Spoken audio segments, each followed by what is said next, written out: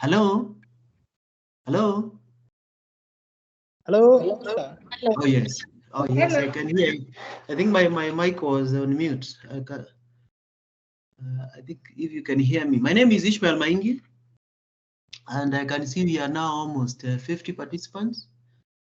I don't know what is the class size? How many more guests do we expect? Are we more than 50? Are we more than 70? What is the class? Is the president in already? Yes, sir, I'm in. Yes. So how many people are we expecting? What has been in the average size per online session? Because I can see we are now 52. I think we have already a quorum. We can continue, yes, sir. The rest will join us along. As we continue. Okay, thank you very much. And that's who was talking. I didn't notice from the screen. The president, you are who? This is Dr. Emmanuel Laiposha. Yes, Dr. Yes, I'm the class president. Okay. And we usually open with a word of prayer, and then we continue. That's why I've called you. Yes. On the administrative issues. How do you begin the today's session? A word of prayer from anyone from the floor? You will lead us with a word of prayer? Someone we can ask for a volunteer, sir. Thank you so much. Volunteer then, so that we begin our today's session, the Public Resource Management unit, that is Module 6. That is Liz. Liz, I can see your hand is up. Can you read us with a word of prayer? Good afternoon, everyone. Let's pray. Lord, we thank you for this afternoon. We thank you for the gift of life. We thank you for the gift of good health. We ask you to be with us as we start this session. Open our minds so that we can grasp everything that is going to be taught by our lecturers, and we pray for success even as we are almost coming to the end of a session, and we ask that we are all going to do well and finish well. In Jesus' name we pray. Thank you. Amen. Thank you. Thank you. Amen. Amen. Thank you. Thank you very much. Participants, good evening. Good afternoon. My name is Maingi Ishmael, who is the module chair for this public resource management. And later I will be joined by my colleague, Mr. Thuku Stephen. And later on, or any of them will be joining. That is Madam Susan Chesang, who is our procurement person. Myself and Mr. Thuku, we are the public finance expert. Mr. Thuku will be summarizing issues revolving the budget process, the budget cycle, the medium-term planning framework of the government, that is the MTEF. And of course, he will also summarize the approach that the government has emphasized, that in any planning that we do as a government, our budgeting approach should follow what we call the program-based budget. Myself, I will be taking you through, perhaps to open the session, on an overview of what public finance management is. We have shared all the presentations on the portal of the LMS system, and then later we'll be looking at a summary of the public sector audit. And maybe very quickly to move forward, because the session is just to summarize the interaction you have had with our material, and perhaps take reactions from you as participants, the experience you have had with the presentation that we have, and of course maybe give hint on what we'll be looking at when it comes to evaluating whether you will be able to succeed in this module. Our module will be, our testing will be based on the practical experience. How are we going to apply the public financial principles, values, fiscal responsibility principles as outlined in the presentation, in our workplaces, and how can we enhance the controls? So when we talk of, but maybe before I go to the presentation, first I'll just want to say that I reviewed the responses that you did to the questions that I had posted in the discussion forum. Amos Gitonga, maybe you can mute your the speaker. I think you need to switch off not the speaker, the camera.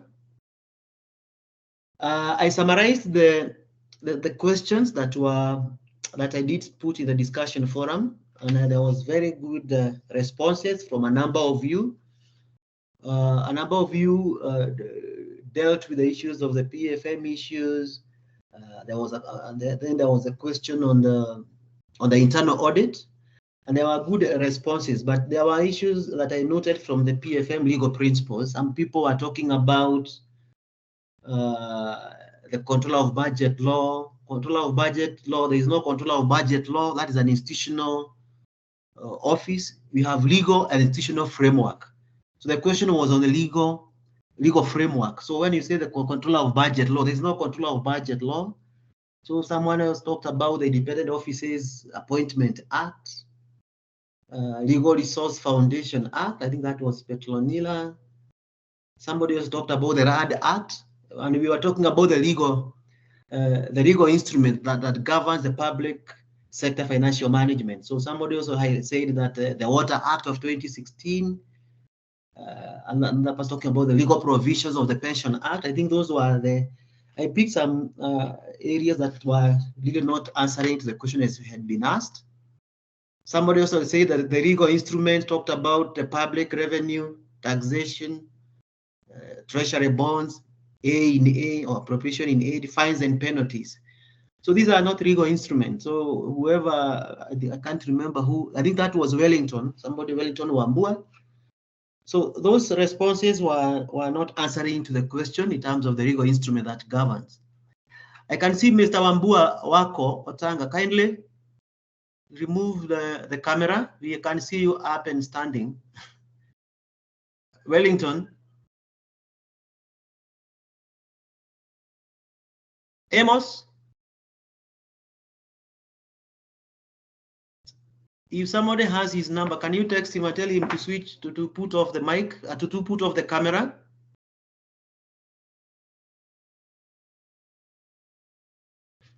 It may bring some ethical issues behind as we are having meetings there. So those were the responses, but in terms of the challenges facing the internal auditing units, the responses were good.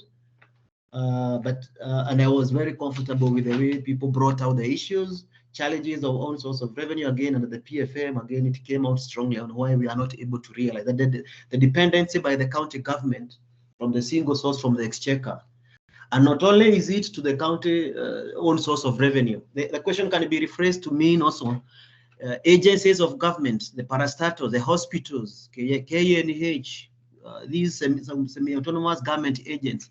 There is a tendency for us to over-rely on the exchequer, and there is a call for all of us amongst institutions to do resource mobilization to supplement the exchequer resources. And you are aware, the resources are becoming small. There is scarcity of resources. The revenue collection targets, sometimes we are not able to realize the targets as per the Kenya Revenue Authority activities. So it's upon us as institutional managers to assist our CEOs to how and means of raising resources for our institutions. So when we talk of going back to the presentation on the public sector financial management, basically it's about how the government deliberately, through policy initiatives, comes up with the means of obtaining resources, mobilizing resources from amongst the people in terms of taxation and the various other non-tax avenues of raising resources, and how does the government apply those resources in terms of bringing interventions to the people on the needs of the people, because the main source of revenue for the government is through taxation. So that is the whole concept of public sector financial management, because the whole aim of public sector is about service to the people. There's not profit. We don't aim to seek profit in public sector finance. It's about service to the people. How can we apply the resources we have collected from the people and ensure that those funds are spent to establish systems and structures that will ensure accountability. And when you look at the question I had posed in terms of the legal framework governing public sector financial management, before our 2010 constitution, we had several laws governing the public sector finance. But currently, when we came up with our 2010, we kind of committed our chapter 12, that is from Article 201 to Article 231 of the constitutions, to issues related to public sector financial management. So it is because it is in that chapter you'll be able to see the role of the various institutions, especially the controller of budget, the Office of the Auditor General, the role of Parliament, the role of the National Treasury, which is the custodian of the PFM Act, the oversight institutions, the parliamentary committees, the public parliamentary budget committee, public investment committee, public accounts committee. So the chapter 12 of our constitution is supreme in terms of issues of how PFM is anchored in our law here in Kenya. Then after 2010 constitution, we operationalized that chapter by our parliamentarians coming up with an act of parliament, and that is the PFM Act of 2012. And then looking also at chapter 12 in terms of Article 227, there is the issue of the public procurement. And again, in 2015, Parliament came up with a law. They just improved the 2005 public procurement law, and now we have the public procurement and that's a disposal act of 2015. Then once we have those acts, then regulations have been developed through the National Treasury. We have the PFM regulations, we have the public procurement regulations of 2020. In terms of finance, we have two regulations, legal notice number 34, that is the PFM regulation for governing national government and the entities under the national government. So regulation number 34. Then we have regulation number 35 that operationalizes the PFM Act at the county level. And again, still the agencies under the counties for the devolved functions, I expect to comply with the PFM regulation number 35 for the county under the county government. Then when you look at the chapter 229 of the Constitution, there is the role of the Office of the Auditor General in terms of under Article 226.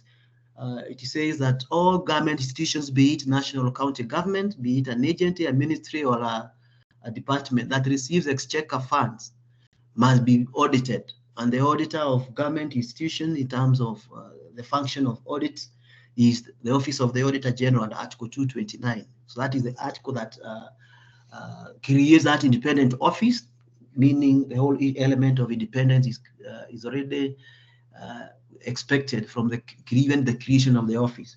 Then to operationalize that article 229, basically I just want to mix the two because we shall still be talking about the audit. We have now the Public Audit Act of 2015. So those are the various roles. Of course, we have now the devolved function in terms of the act. We have the County Government Act that operationalizes now the creation of the two levels of the government, the Senate coming in, County Assembly coming in, their roles in terms of oversight, creation of the various offices in terms of especially the structure at the county level, the CEC, the chief officers who are the accounting officers at the lower level of government, who are also responsible at being the accounting officers. At the national level, the chief officers at the national government is the PS. Of course, at the institutional level, in terms of the agencies, the CEOs or the chief, the director generals, the accounting officers at that level, who are the AIE holders for those institutions. If they were to delegate that role of an accounting officer, then it must be done in writing. So that is the structure of how we have operationalized the legal framework, both legal and institutional framework, that helps us in overseeing the whole element of executing the role of public finance. In terms of how do we mobilize resources, there are various, from the overview perspective, what are the various sources of taxes? I think we have outlined that in our material in terms of presentation we have shared. How do we apply those resources? There are two types of expenditure in government. We talk of development expenditure, recurrent expenditure, and we have shared these in our presentations. Then the whole other aspect of public sector is about responsibilities, what we call the principles of public finance, issues of accountability now, transparency, managing resources prudently, basic principles and Article 2.1. Then we also try to re-emphasize on the fiscal risk and manage the fiscal responsibility by saying, at least as we collect these revenues in terms of taxes from the people, can we make sure at least we spend 30% towards development? So we need to see this. If you need also to be able to demonstrate from your institutions, have you been able to demonstrate that 30% of your resources are going to be applied towards have they been applied towards development? So those are critical issues that we have put in the fiscal responsibility principles to ensure that we don't make use of all the money towards the recurrent expenditure. The recurrent is the normal operating expenses of an institution, is what we call the recurrent. Development could be infrastructural, but sometimes depending on to whom you are presenting your report, sometimes a capacity building expenditure like this, especially when you are doing our PC, performance contracting report, because there could be some issues that may not require some infrastructure development, but you have capacity building in terms of training budget that you can classify them to be development expenditure. So depending to the audience to whom you are representing the report, so that it becomes very critical. Ideally, the whole essence of public sector finance management is we need to prioritize the resources that we get, because our aim, of course, is to raise the standards of living of our people, poverty alleviation, achieve some level of growth. So those are basic rationale on why we aim at rationalizing the management of our public finance management. Then once we do all this raising of revenues, we have applied expenditure. There is need for how to manage the expenditure, public expenditure management control. And there are various instruments that the government has been using, the legal framework and the policy framework. We even also have other means through which we try to manage expenditure, of course, through circulars. Sometimes the circular may come from the National Treasury, austerity measures, freezing here and there. Sometimes the communication may come from the head of public service. Sometimes circular may come from the SCAC, who may issue guidelines, perhaps on how to manage, especially the governing framework in terms of the board allowances, which is capped as a percentage of the total expenditure for an institution. So all those things are instruments that have been used to ensure that we manage the resources prudently, so that we are able to maximize the value for our institution. That is the whole purpose for which this whole exercise of public finance management exists. How can we ensure compliance of the requirement of the various requirements? There are several compliance requirements. When you talk of compliance, could be in terms of taxation, in terms of employment law, it could be in terms of pension remittances, it could be in terms of SACCO remittances. All those still fall within the realm of the public finance when it comes to how we apply the resources and how timely we do this. And the most recent one that finance will be involved in to ensure that institutions are complying with the recent, I think, executive order on the issue by the president to ensure that perhaps we move all our revenue collections towards the e-citizen platform, which we are still, I think institutions are still rolling out those, especially at the national level. Maybe what I may want to conclude here is to perhaps to say that we have good institutional and legal framework, but we have been facing challenges in terms of executing the PFM, and majorly is because of sometimes when it comes to the budget is very okay. When we came up with the 2010 constitution, we wanted to remove a strong presidency who would influence the resource allocation. But I believe even today, we still have almost like 400 billion going towards the county, and then almost 2.2 trillion remaining with the national at the national level, and therefore the resources are still being skewed towards the influence of the national government, of the presidency. So I think there's still room for improvements, because sometimes the challenges is still because of lack of political goodwill, what we anticipate. If you remember the other day in the public debate, there was an issue of during the transition, the controller of budget was able to approve and release funds which had not been okayed by the National Assembly per the law and per the Constitution. So these are some of the teething challenges that we are experiencing in terms of strengthening the PFM system in Kenya. We also look at the fiscal responsibility. One of it is about the public debt. We must borrow prudently so that we don't burden the future generation. But when you look at our reports from what is coming out from the National Treasury, we seem to have maybe borrowed more than we can perhaps afford. I think as at last statistic, we are beyond 50%, almost 60-something% in terms of our borrowing to the GDP, which shows that it can bring some constraint on our resources. So that is about the PFM.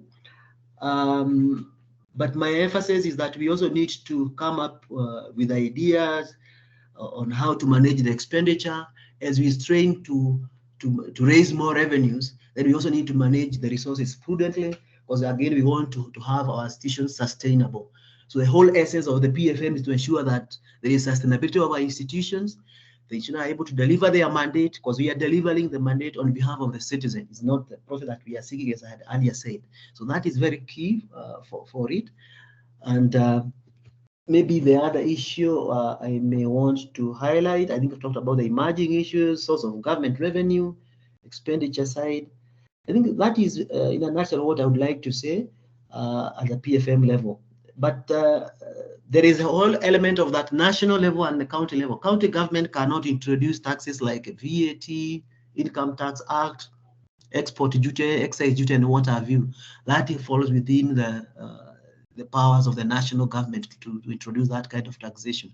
County government, in terms of their own source, of course, it's about the permit, RAD rates, and other ways. They must look for various means, parking and what have you, falls, and county government will be able to do that. However, I think if they are engaging with development partners in terms of grants or development partner support, there is a whole requirement that the National Treasury must come in when we are executing any agreement with any external parties, maybe outside the Republic, who want to support a particular county government. So there is that control framework that's already put in. The county treasury or the county government, in those discussions, all those signing off, the only person who can guarantee the country is through the National Treasury at the national level. So yes, we may mobilize resources, but when it comes to those kind of partners who are coming out and to support the national at the county level, we must involve the National Treasury, because of course, you know, the National Treasury is the one that consolidates all the budgetary projections for the year, and they need to be aware of any source of resource that is coming from any external parties. And that's what happens. And I think what will now happen is that Mr. Duke will be taking you through the budgeting process, how we begin the process of budgeting, the various types of budgeting approaches. Of course, the emphasis on a program-based budget. So the PFM cycle, of course, there will be now, after the budget, we'll have, once we have an approved budget, we will have now the procurement people extracting, deriving a procurement plan from an approved budget, which now Madam Susan Chesang will discuss with you on the procurement processes, maybe some few issues on the challenges of public procurement. Then what finishes the PFM cycle is what we call, is a form of M&E and learning, feedback, monitoring and evaluation, which is what we call the public auditing. And auditing, ideally, just like in the private sector, is an independent person who comes in to audit our processes, transactions, be it financial and non-financial transactions. And that's where we have various types of audit, system, performance. Yes. Okay. So in terms of the audit, I say that it is anchored under the public, under the Constitution, Article 229. Then we have the Public Audit Act provisions that now gives the provisions of in terms of the powers of the Office of the Auditor General, the offenses under the Act. If you deny them access, give them false information, misleading information, all the details in terms of the audit process will be found under the Public Audit Act. And of course, we have the audit committee guidelines, because when you look at the approaches in auditing, we have two types. When we talk of the external auditor, that is the Office of the Auditor General, but we also have our in-house assurance providers, that is the internal auditors, who work under the functionally to the audit committee, but they are still answerable to the CEO in terms of administrative issues. So they have dual reporting. In terms of their function, they report to the office, to the chair of the audit committee. That's where they table their reports.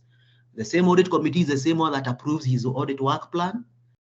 To ensure his level of independence, again, the audit committee guidelines issued in 2016 gave power to the audit committee to be responsible for approving the work plan, evaluating their performance, ensuring that their budget for the function of the internal audit is already protected, so that we are able to facilitate, so that the challenges you are highlighting in the question that I had posted to you, some of them we are trying to solve them by ensuring that the department is facilitated. Because when you go to some institution, there are some challenges in the department that is not properly facilitated. It doesn't perhaps achieve the targets because sometimes they are told there is a constraint in the budget. So we have the external audit and the internal audit. Then when it comes, the main critical issues in the internal audit, external audit I wanted to mention. First, internal audit, my key point is that what we need to note is that internal auditors, basically, their work is not just to give us negative feedback. They are assurance providers. They are supposed to help us as an institution in terms of continuous improvement. Where are we going wrong? Before the external auditor comes in, the internal auditor has already raised the areas of concern, and as manager, we have been able to address them. So he should not only be policing us, but he should be adding value to the institution, but by telling us upfront that here you are going wrong, can you correct? That way, he's adding value to the institution, and therefore it is also important for any internal auditor who could be in the house of this class to note that their function is supposed to be adding value to the institution and to provide an assurance to the oversight body. If it is the governance framework, that is the board, the council, the Senate. So they give report, but they are supposed only to help us add value. So that because their report is a critical source of information to the external auditors.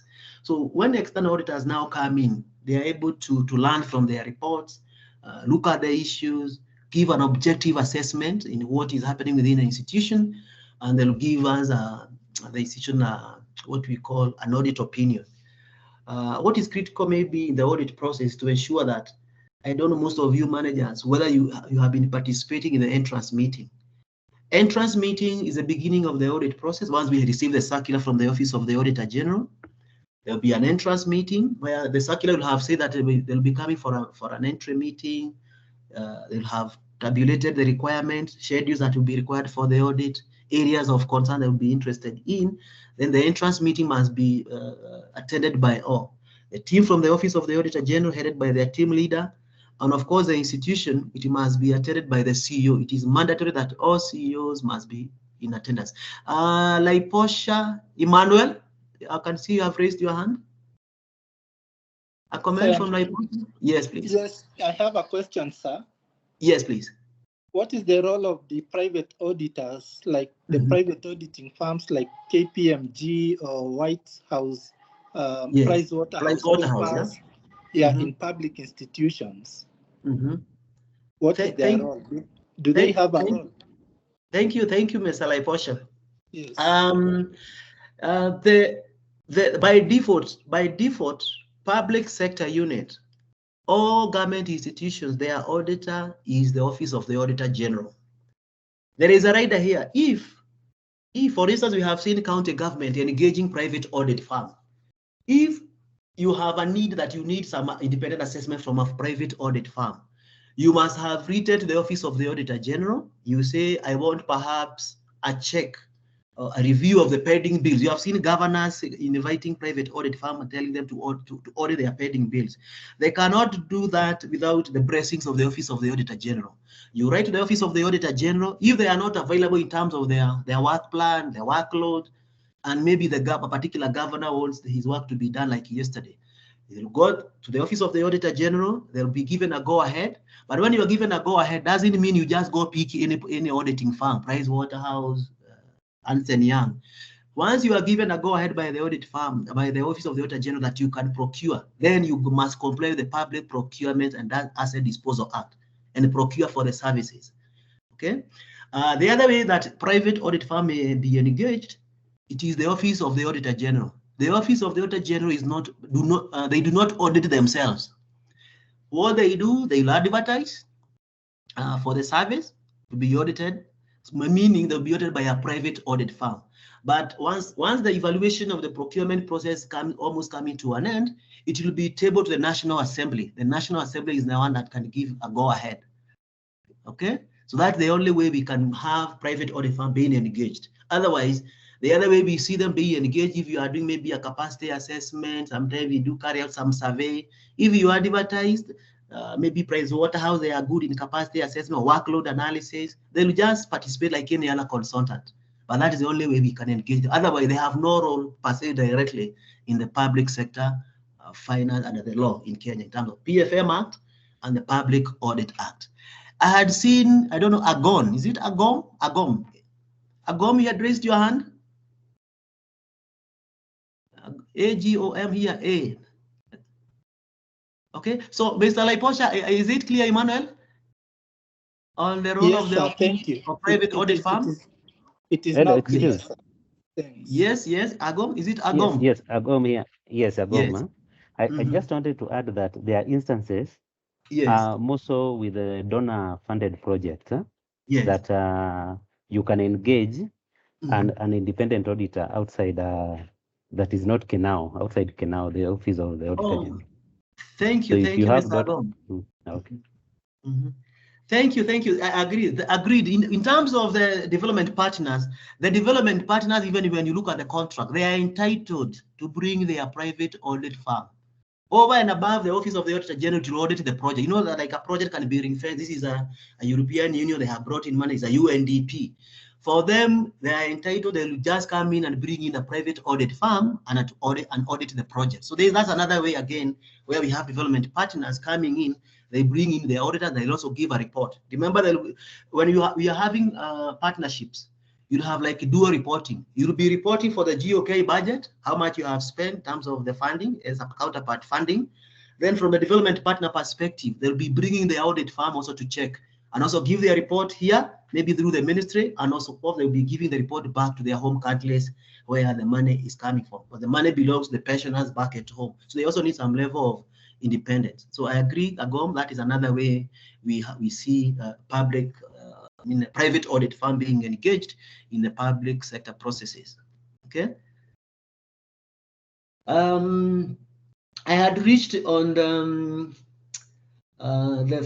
audit process. Yes, the audit process. It is all of us should be involved, especially the HODs, chief officers, to the county level.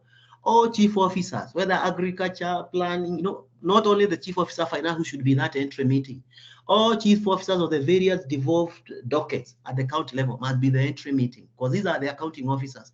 When you come to a parastatal setup, HODs must be in that meeting, and of course the CEO is going to be there. And most of the discussion will revolve around the expectation by the auditors, and of course the accounting officers must promise the team from the office of the Auditor General the cooperation and the audit process. So that is very key, because that is how you develop relationships with the auditors, because it's always good to have cordial relations between the management and the auditor, be it external or internal, so that by the time the process is coming to an end, we are able to cooperate and the auditors are able to be given room to evaluate. Otherwise, if auditors are not given support, sometimes they can cite what we call limitation of scope, and say that maybe the institution is not giving them the necessary support, documentation are not being availed in good time, information is not availed in good time, and that one becomes a hindrance and becomes a source of frustration to the auditors and may be detrimental to the institution, because auditors can even give you a disclaimer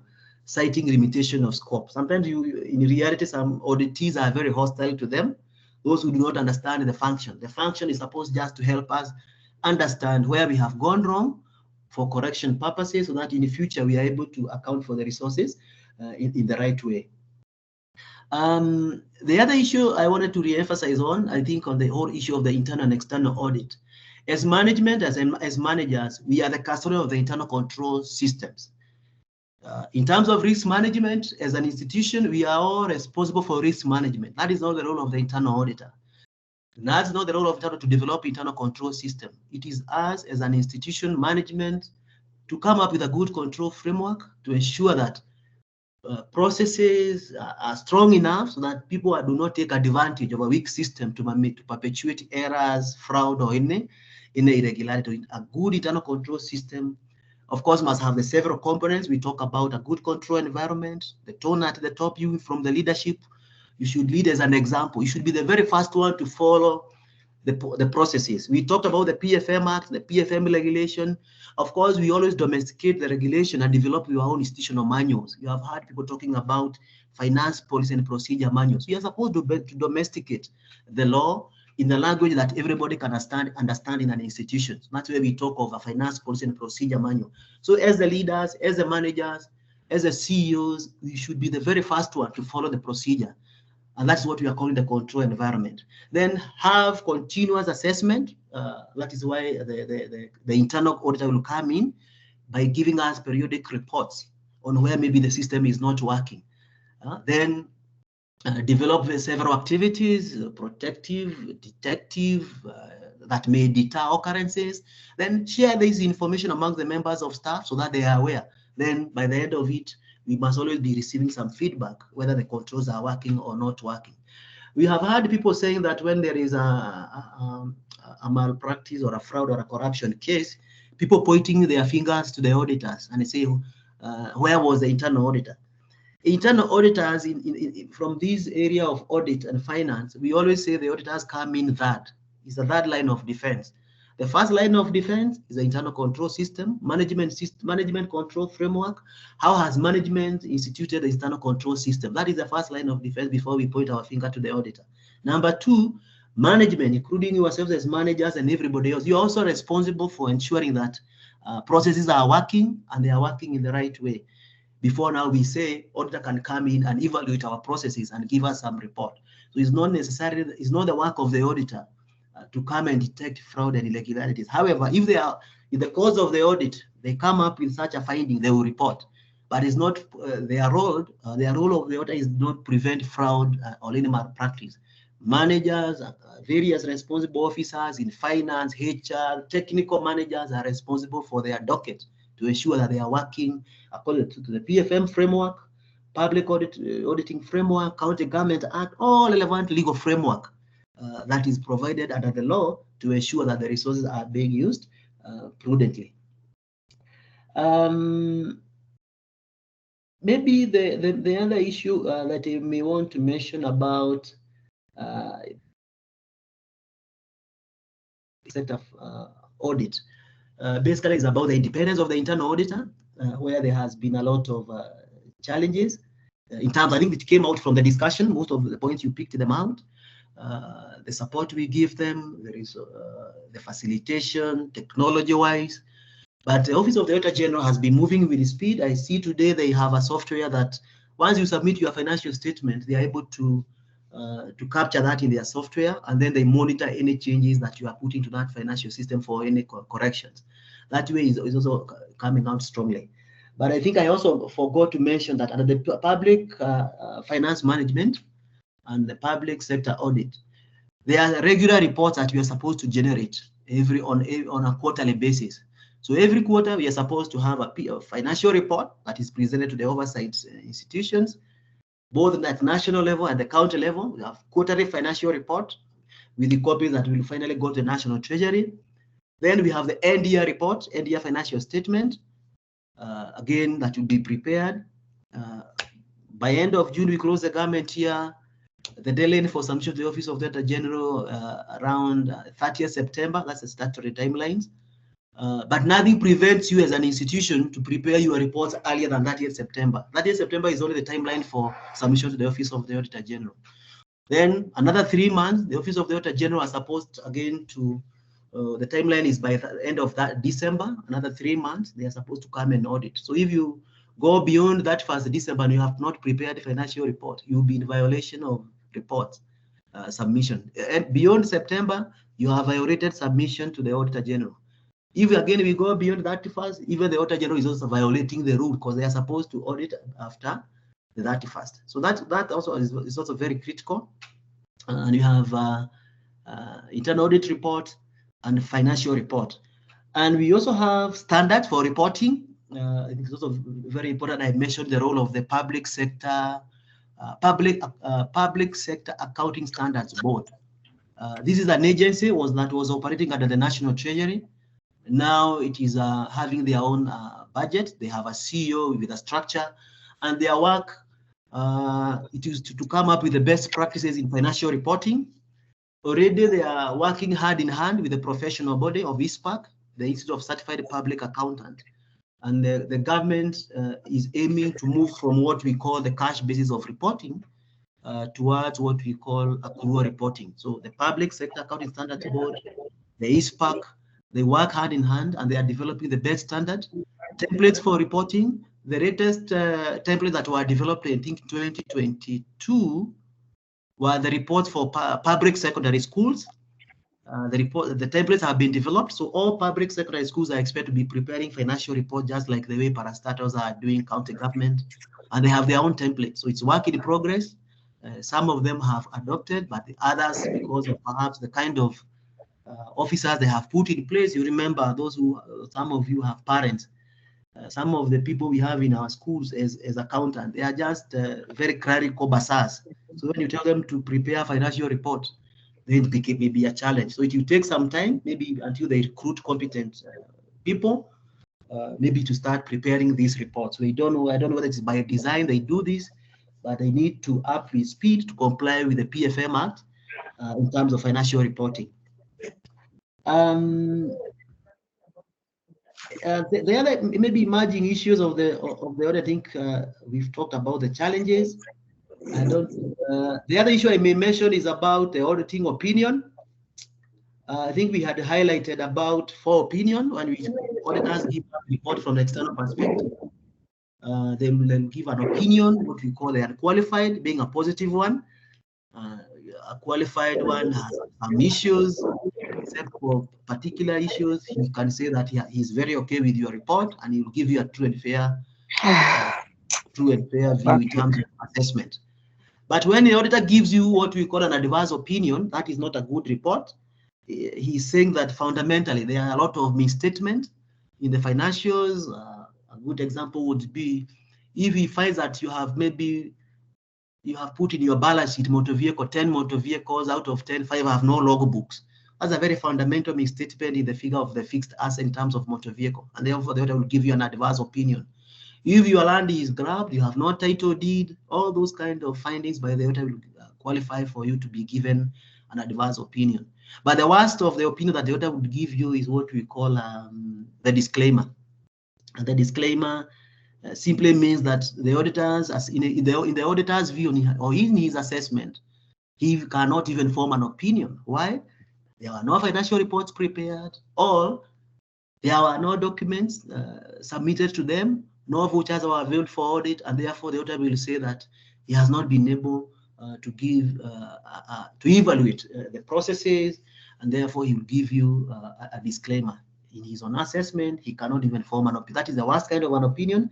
People always ask, what are the consequences when you get an adverse, a disclaimer opinion?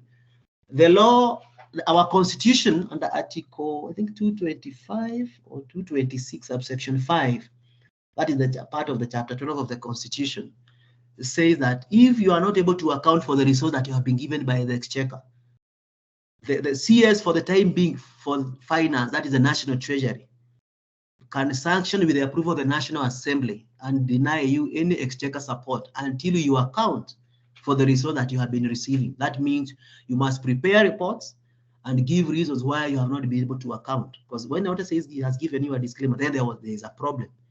In the first year of devolution, that is, I think, 2013, 2014, that's first year of devolution, the most county government were having those kind of reports. Remember the transitional challenges we had with the transition authority? Local authorities, people left, they drained their bank accounts, some motor vehicles disappeared. Even today, I think there are still some principal devolution officers in the ministry. I think they were under the Ministry of Devolution then, who are still going around and collecting the asset register in the county government, because most county government do not have an updated register of their asset. So most county government were at that level, but there has been work in progress, a lot of improvement. I'm aware in 2013, 14, 15, the National Treasury had engaged the private audit firms. I think that is Deloitte. I think Deloitte and Touch Deloitte and Touch, they were being involved in assisting the county government on how to streamline their processes, financial reporting, a bit of training here and there, so that you are able to comply with the requirement of the public sector financial terms of reporting. So that was what was happening, but there has been a lot of improvement because I think as at last year, I think we had 2 county government that had an unqualified audit opinion. I think that was Makueni, and Nyandarua. They had received an unqualified audit report, which was a very good thing for county government. So all the rest, I think there is a lot of, there's going to be a bit of improvement as we continuously improve our PFM systems in Kenya. So I think I can maybe pause there and invite maybe reactions from the class, maybe before I confirm whether my colleague, either Susan or Mr. Thuku, are already in the room. Thank you. Any reaction? Can I see a reaction from the floor? Maybe like I start with the president. Hello? Thank you very much for that researched topic. I've understood almost everything. Thank you. Thank you, Mr. Laibosh Daktari. Asante sana.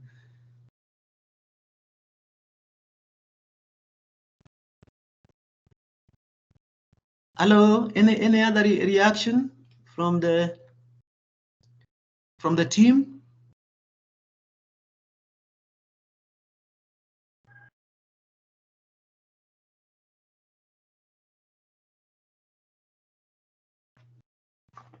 Hello.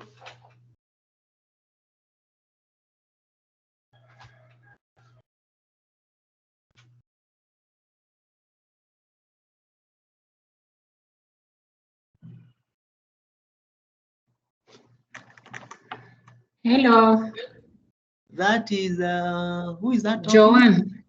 Joanne. Yes, Chama Joanne, yes. Kindly help me get a distinction between qualified and adverse. I didn't get it clearly. And the types of reports. Oh, okay. Qualified, we have an unqualified is a good one. Qualified, we have qualified except. They are in qualified, in qualified, we call it except. We say there are some specific misstatement. But when look at adverse, they are fundamental misstatement. A specific for that can go under the category of qualified would be unsurrendered interest. You know, a number of staff, sometimes by the time we close the year on the 30th of June, we have a list of staff who have not surrendered interest. Maybe when you look at the budget of 500 million, maybe your institutional budget, we have like 3 million or 2 million, not very significant, but it's very specific. We've been able to identify this as an anomaly, but the auditee, that is the institution, is saying by the time we come for the next year audit, we will have recovered this interest from among the staff who have not surrendered interest. That is a very specific misstatement in terms of the figure. So he'll be saying, these are anomaly, it is not allowed by the PFM regulation, the PFM Act, why haven't you recovered this? Then we go, these people are already on assignment by the last week of the financial year, or we have not maybe recovered, but we are promising we are going to recover this in the next quarter. That is a very specific misstatement. So we know the specific problem. But when we have fundamental, you have land worth 2 billion, you have no logbook. We have motor vehicle double cabin pickup, 6 of them, maybe one is 6 million, 6 times 6, that is at 6 million. These are fundamental figures as far as when you look at the balance sheet, as a balance sheet item. So the auditor will be giving you an adverse opinion. Okay, John? Hello? Yes, I've understood. Thanks. Is it clear? Yes, yes. Then the last one will be, now.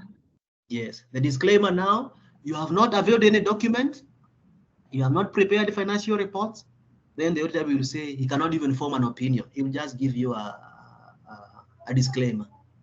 Okay. I wanted to mention that I forgot, we said there is an entry meeting, there is an audit process.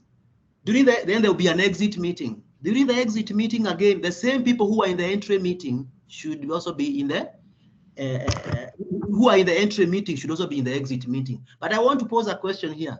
Should the internal auditor be in the entry meeting or the exit meeting? Our internal auditors. Should our internal auditor attend the entry or the exit meeting? Yes. Yes. Because he is there to support, not to fortify it. True. I agree. That is meddling. Our internal auditor should be there in attendance to listen and hear what the external auditors are saying, the audit plan, and what have you. Because remember, I said the internal auditor, in terms of their report, is a critical person as far as the audit process is concerned. Because he's an insider. He has been giving us quarterly reports, and therefore it is important that he must also be in the meeting. He should be there and listen what is going to happen. The other question is I wanted to pose here is, should the internal auditor's report, that is the quarterly report, as he's submitting his report to the chair of the audit committee, should he give a copy to the CEO or to the accounting officer? You think internal auditor should share his report as he's giving his final report to the CEO? Yes. Yeah, because he is an insider. Okay. I think it's a good practice that remember when he does his report, he'll always give us a chance, maybe within 7 days, to respond to the issues. Once we are given the 7 days to respond to the issues, if he is convinced, he'll drop the issues. Then when he prepares now his final report for submission, it's also good to share a copy with the CEO or the accounting officer. Why is this so? Because finally, even if you take the report to the audit committee, who is going to be responding to the issues? Who is basically the auditee? It is the accounting officer, isn't it? So it is still important to share a copy with the CEO. Otherwise, the CEO is a human being. If you just give a report to the audit committee without necessarily, of course, letting the CEO or the accounting officer know what issues remained in the report, then he is very likely to have a feeling of enchanting, or you are reporting. But it's a good practice. We are not saying we dilute the report of the internal auditor. All we are saying is a good relationship management for our internal auditors also. At least let the CEO know this is the final report we are giving to the audit committee, because at the end of the day, the audit, the CEO or the accounting officer is the one to respond to the issues. Okay, so it's not the audit committee. It is very important. The other very dynamic issue that comes out in the internal audit is about this issue. I'm forgetting the issue. The issue is about who does the CEO participate in the audit committee meetings? Does the accounting officer participate in the audit committee meeting? Does he attend the audit committee deliberations, the accounting officer? Am I dreaming? You need to say something? I'm not very sure I'm looking at it. Mm-hmm.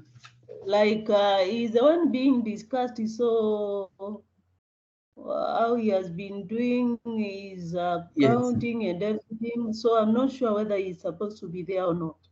The answer is no, isn't it? The accounting officer is only supposed to be in the main board, the council board meeting, and he is the secretary to the main board. Head of audit is the secretary to the audit committee. However, if there are issues that have come out from the audit that may require him to clarify, he can be invited on invitation to come and clarify. Not only the CEO or the accounting officer, even line managers like yourself, you can be invited. If the audit queries that are coming out relates to your department in quarter 1, in quarter 2, in quarter 3, it is still pointing to your departmental issues, then the audit committee chair can invite or summon such a line manager or a HOD to come and clarify why some issues keep to be recurring, affecting the department, and there are no responses that are coming despite the issues raised by the internal auditor. Okay. Any other question? I think those are the issues I wanted to clarify. Yeah, I have. Yes, please. Regarding to the opinions given by the auditor. Yes. The unqualified is a negative term. Mm-hmm. And when it comes to audit, it means good report. Mm. So I'm wondering how the terms were interchanged. I don't know. You know, this English language was brought to us in auditing practice, in auditing theory and accounting theory. An unqualified audit opinion is a positive opinion. And we also say it's a positive opinion, but it's not a clean one. when you want to get a clean one, then you must be 100% zero fault. In fact, after getting an unqualified report, in other jurisdiction, you go ahead and clear all the issues. And then you are reissued with another opinion called a clean report, a clean opinion. But generally here within our country here, we have been going after we get an unqualified or the qualified, adverse and the rest, or disclaimer, we add that. But in some jurisdiction, especially maybe in the developed world, once you get an unqualified, unqualified does not mean it's 100% correct. You have some small issues here and there. If you clear those before the next year audit, you can be issued with a clean audit opinion. But I don't know why the good one is called unqualified and the bad one is qualified. So that's how it is in this language of audit and accounts. I know it confuses a number of people whether here unqualified is a good and qualified is a bad one. Yeah, yes, Medley. There is another person here who has raised his hand. I don't know. Isaiah? Isaiah? Is it Isaiah? You want to say something? Isaiah? Yes, Isaiah, you want to say something? Yes, I can see your hand is up. Isaiah, can you hear me, or you have sound problem on your end?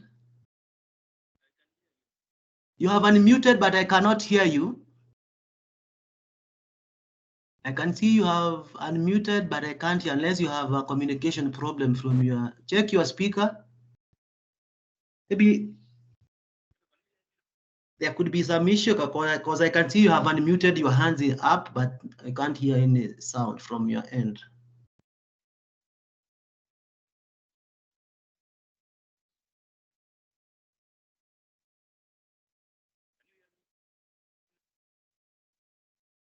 Give me a second, I confirm from my colleagues whether they are already in.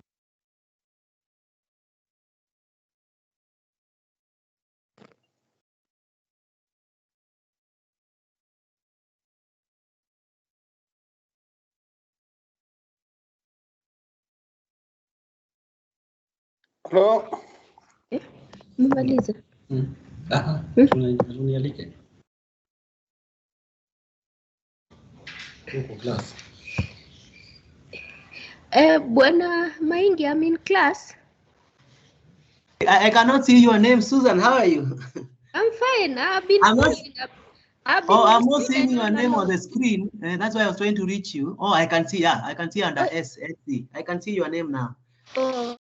Okay. Yes. So, Mr. Thuku, I think we'll join at maybe 3:30 if you're already in. Yes. Yeah, CPM Maingi, I'm also in. Oh, you're already in, eh? Yeah, I can join. Okay. So, Mr. Thuku, are we joining after Susan, or who is going to take it up now? Susan?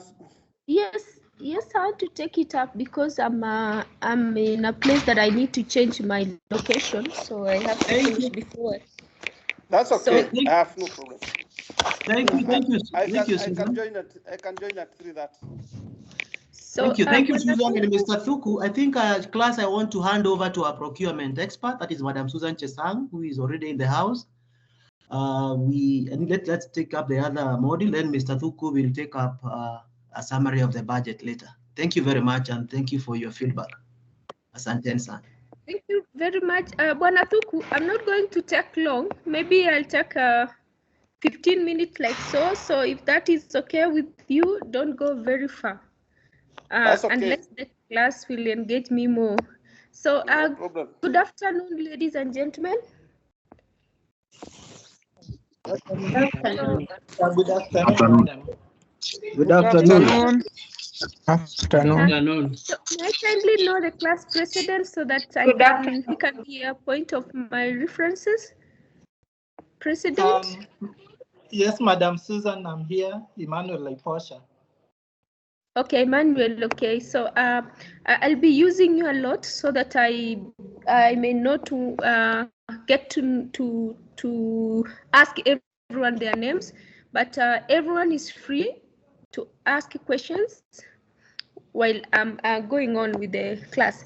So as introduced by Bwana Maingi, my name is Susan Chesang, and I'll be taking you through the public procurement processes. And as it is written in the timetable, it is called overview of public procurement processes. So it is, we're not going in depth, but we are trying to tell ourselves what is it in this public procurement at this level of managers, because what we are discussing is not for us to be the experts in procurement, but to appreciate every steps that we are told to follow in procurement. So ladies and gentlemen, before I start off going through the procurement processes that we all know, allow me to bring a genesis of these procurement processes so that we can appreciate, because I realize over time that there's more need to appreciate why we're having processes, why we're having all these steps that we have to follow. And it's important. If we start appreciating the processes, then it will be easy for us to now accept what it is saying to us. So public procurement in this country is a legal processes, or is a legal steps. And this is because the processes as given to us through an act of parliament, and that is Public Procurement and Asset Disposal Act, and we are calling currently Public Procurement and Asset Disposal Act of 2015, and we've had so many amendments and regulations since 2015. Currently, we are having Public Procurement and Asset Regulations of 2020 that is helping us in operationalizing the Act of 2015.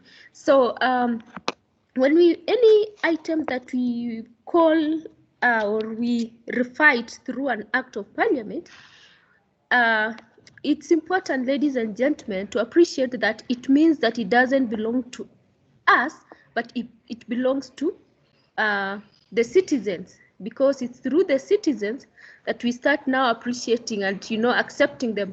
The citizens are giving us these processes that we follow, and that is the only way the citizens of any country can monitor what we are doing, because what we are doing on their behalf. So managers or senior managers here, when we talk of public procurement, we have to appreciate that it is the process given to us by Wanjiko, and the same Wanjiko will come later on and demand an explanation on how we spent. And that is why my colleague Bwana Maingi was telling us about audit processes. In audit processes, he told us that the Auditor General will come and look at our processes in terms of public finance management. And when you talk of public finance management, procurement is inside. And that is why Wanjiko, who gave us the law, will come back to us through Auditor General to find out how we are following. And the only way that we can tell Wanjiko that we are doing what they sent us to do is through a demonstration, and we can better demonstrate when we are showing the steps that we followed. And that is why we have public procurement processes to be followed. So up to there, ladies and gentlemen, anyone who want to say anything or to remove anything from what I've said before I continue?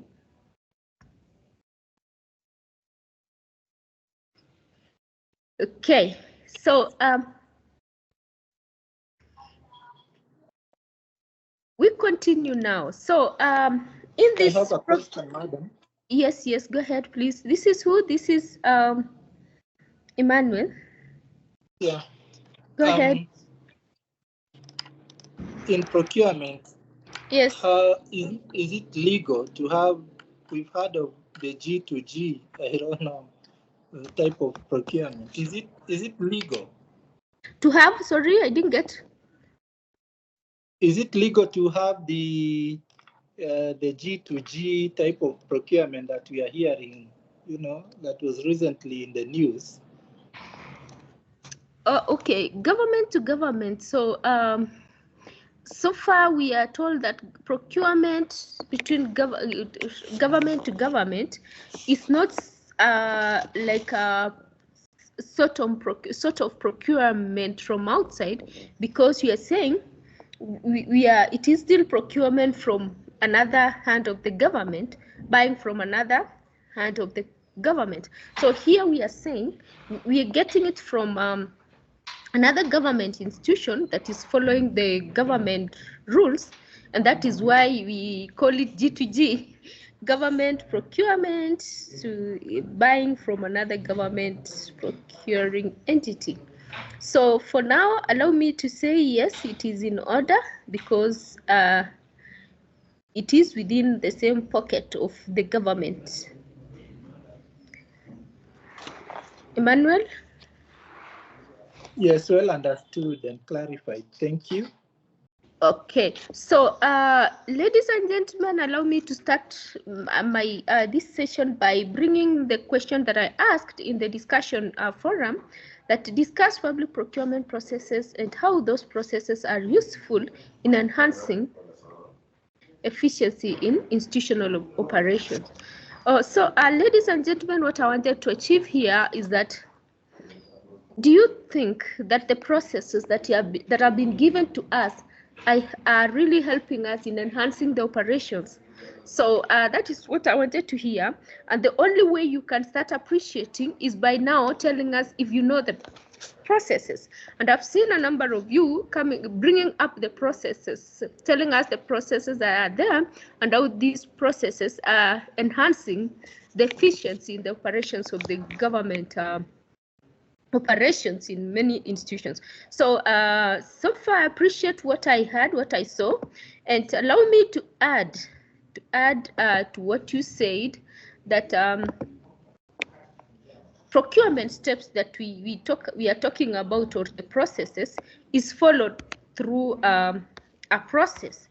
And the only way that these steps can be appreciated is when we all know and appreciate every step of the process. So with the government, when we are saying that we cannot procure without planning, we are saying we have to have a plan that guides our procurement, and that plan should be in line with the budget. So it's important that before we carry out any procurement, it has to be planned. So just like our other lives, day to day, we plan before we start spending, even in our money that is in our pocket. So even the government says that we have to plan, and we plan within the budget, so that every time we buy when we have the money in our pocket. The unfortunate thing that we've seen again and again in the counties and other government institutions is that so many institutions are having too much debts, overdue payments, because of lack of money. So it's a question that everyone is asking: why are we having all these processes? Why are we saying we cannot initiate without planning, yet we are still having unpaid bills? So I think it's for us managers to look at it and ask yourself why, yet we are telling ourselves we can only initiate a process or any buying when we have established that we have budget, and actually whatever we want to buy was really planned for. So basically, when we talk of planning, we are going back to what our institutions were created to do. If you are an hospital, for example, we expect you that every procurement is handling the mandate of that hospital. And that should be the measure of that, the major procurement of that institution, that you're either supporting the medical of that institution, or even procuring the staff. And that is what is always looked at in terms of the budget. So when we talk of planning, it's important, ladies and gentlemen, to look at it from the mandate of your institution. Are we buying what we really need? Are we solving a problem that is in this institution? Are we working within our work plan? Those are some of the things that we look at. So when we talk of procurement planning, ladies and gentlemen, as we learn through all this, I would wish that we all appreciate that we plan as per the need, the mandate, and of course to enable us meet the targets of the year or PC of your year or your institution. So when we plan, procurement again processes tells us that you plan and you follow through a process. So we start a procurement processes which we are expected to have a process that starts from the beginning to the end. This is to say that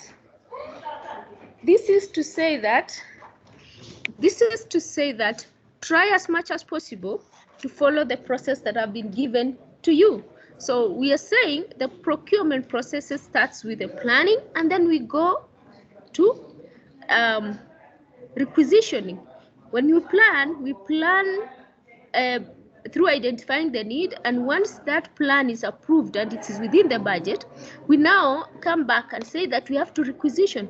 So when you talk of procurement plan, we have it right from the beginning, which we are saying, do we have when we are planning, what process we plan, like for example, again I was talking about medical in an hospital, for example, a department like a laboratory will be required to come up with their plan and say that this year in our plan we're going to buy new testing equipment, for example, and with that the user, or which is that lab, will have to say that we will need this equipment maybe at the beginning of first quarter or second quarter. So we expect you at that time, when that time comes, you come to us or to procurement and say that we had planned that we are going to have this item, and here we come, we want to procure. So again, very important, ladies and gentlemen, that after planning as a user, you've planned and it's approved and it's ready for use, but then for it to start off, for a procurement to start off, you have to go back again as a user and raise a requisition. Why are we raising a requisition? Is because we want now to establish that in as much as we had planned, we need now to confirm that whatever we plan, whatever is being budgeted, we are ready and we have finances available to initiate the process. So again, I'm still asking that question, why do we have pending bills, yet we expect at the beginning, before you initiate any procurement, we expect you to be having what? A requisition, and that requisition is approved even by the finance people, that establishes that we have the money. So in that process, procurement processes get it in, and now we say that we have to take to the market. We talk to the market, and how we talk to the market, it is based on what you said as a user. You want a lab equipment, you have to give us an identity of that equipment, and that is why we say that write a specification that inform the item that you want us to procure for you. So again, you realize the user, again, it is your work to tell us that this is the specs of the equipment that we expect to have. So at this time, the specification that you gave us is what now we are going to use to advertise or to talk to the market, to ask the market what is available. So the market will tell us what is available, again, through a response, because we give to the market through a tender document. The market look at our tender document and respond as per our specification. So again, managers, it is telling us that the user, again, is the one who determines, who talks to the market. You talk to the market, but through the procurement people who sent out a document, and that document has specifications that you raised as a user or as a head of that department. So when we are done and the market responds, again, when it comes to us in procurement, we have the number of days that we should allow the market to respond. That is why we give bidders, depending with the method of procurement, the number of days that has been given to us through that, again, the act, to give to the market. So once the market responds, we come back and we talk to you, the user and other people that come and help us open. We call you so that you participate in this process. You participate in this process and we expect you to fully participate. And that is why in the opening of the tender, we have the users and other representative, and what we expect from them is for them to give us the to sign and write their names in the minutes of that opening. Again, ladies and gentlemen, when we are done with that, we go back and ask you, again, the team of the user, to come and help us in evaluating. So this is now, when if you're listening through, we are actually trying to bring in the segregation of responsibility. We are separating these responsibilities so that we can have, or we can achieve, fairness and openness in these processes. So we are again coming back to the user and telling them, come and participate in evaluation. And now all this is done through a letter. So the people who come to open, we appoint them in writing, and that it is done by the CEO or accounting officer. Again, when it comes to evaluation, again, the people coming to evaluate, we get the user involved, and the accounting officer appoints them in writing. And all this, it's important, ladies and gentlemen, that the people that are being appointed to evaluate are the experts. So we get the experts coming in to assist us in evaluation. Now, after the evaluation, we come up with a proposed bidders that we recommend a bidder to be awarded based on the response that we receive. And after that, we have now a proposed or recommended bidder being given to the CEO. So giving to the CEO, it's done through an opinion. This opinion, again, the law tells us it has to be written and signed by the head of procurement, who is now giving professional opinion based on the procurement professional rules. So it goes again, ladies and gentlemen, to CEO to approve and say that this is what we needed. It was in the work plan, it was in the budget, it was in the procurement plan, it was advertised, I was aware. All this, the CEO get involved all along. And this is now the time that he comes in now and say that, yes, this is what I needed and this is what we're getting. And it's for him now to either award or reject. He rejects and give his direction, he accepts, and now another steps comes in for the, again, procurement through, of course, the CEO through the procurement, notify the bidders, both the winning and the losing bidders, that this is the verdict of the tenders.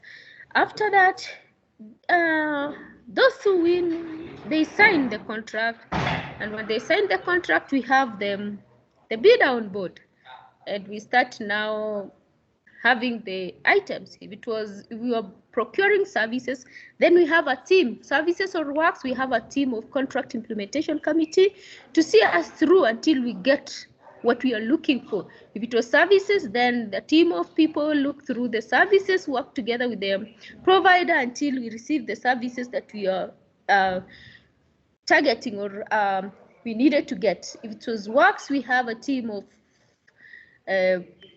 contract implementation committee team, and who sees through all the process of the works until, if it's a construction of works, of a building is delivered, or construction of a road is delivered.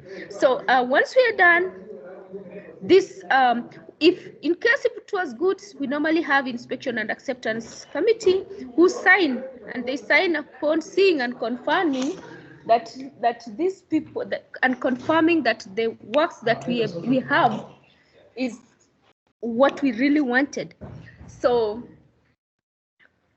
after this, ladies and gentlemen, we have this other team of people who now, if it was works, then if it was goods, they receive and they take these things on charge. This is when they start another steps of inventory management. Of course, before inventory management, we settle the payment with the bidder, so that now we own the item. So the payment takes another route. We go through the finance people, invoicing, and they finish that other processes.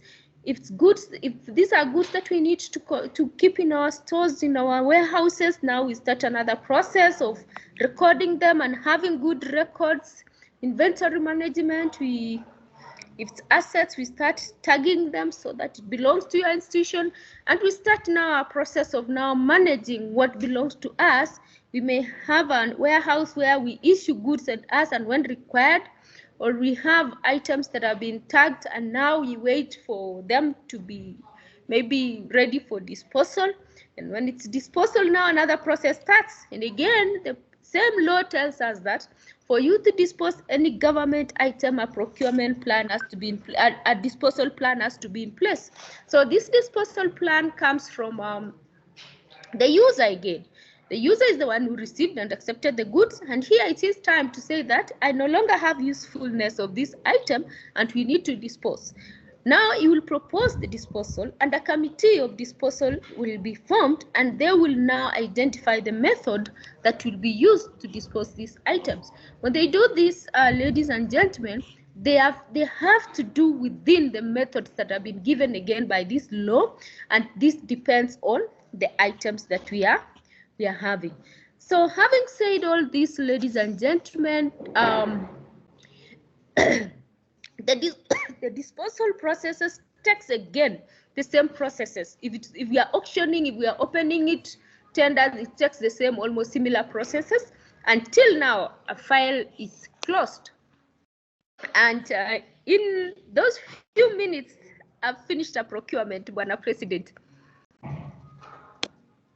So I want to hear from you because I've done a procurement.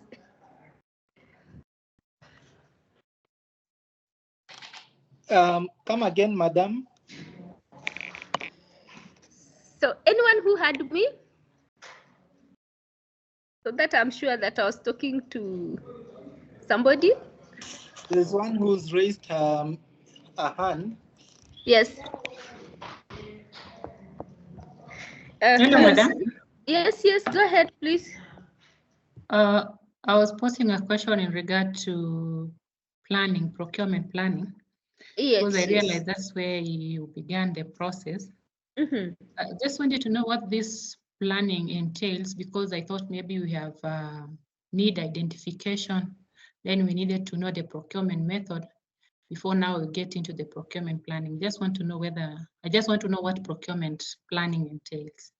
So thank you very much, madam. So procurement planning is about need identification, as you said, but as I said before, when you're planning the procurement or identifying the need, you look at the mandate of the institution, the work plan that has been assigned to you, because we are planning to procure an item that is expected to solve a problem or to address an issue in your institution.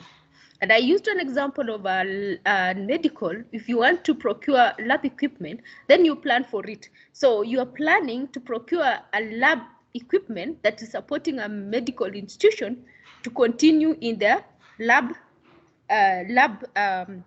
work. So when you talk of a procurement plan, there's need identification, which is now informed by the user and the needs by the user.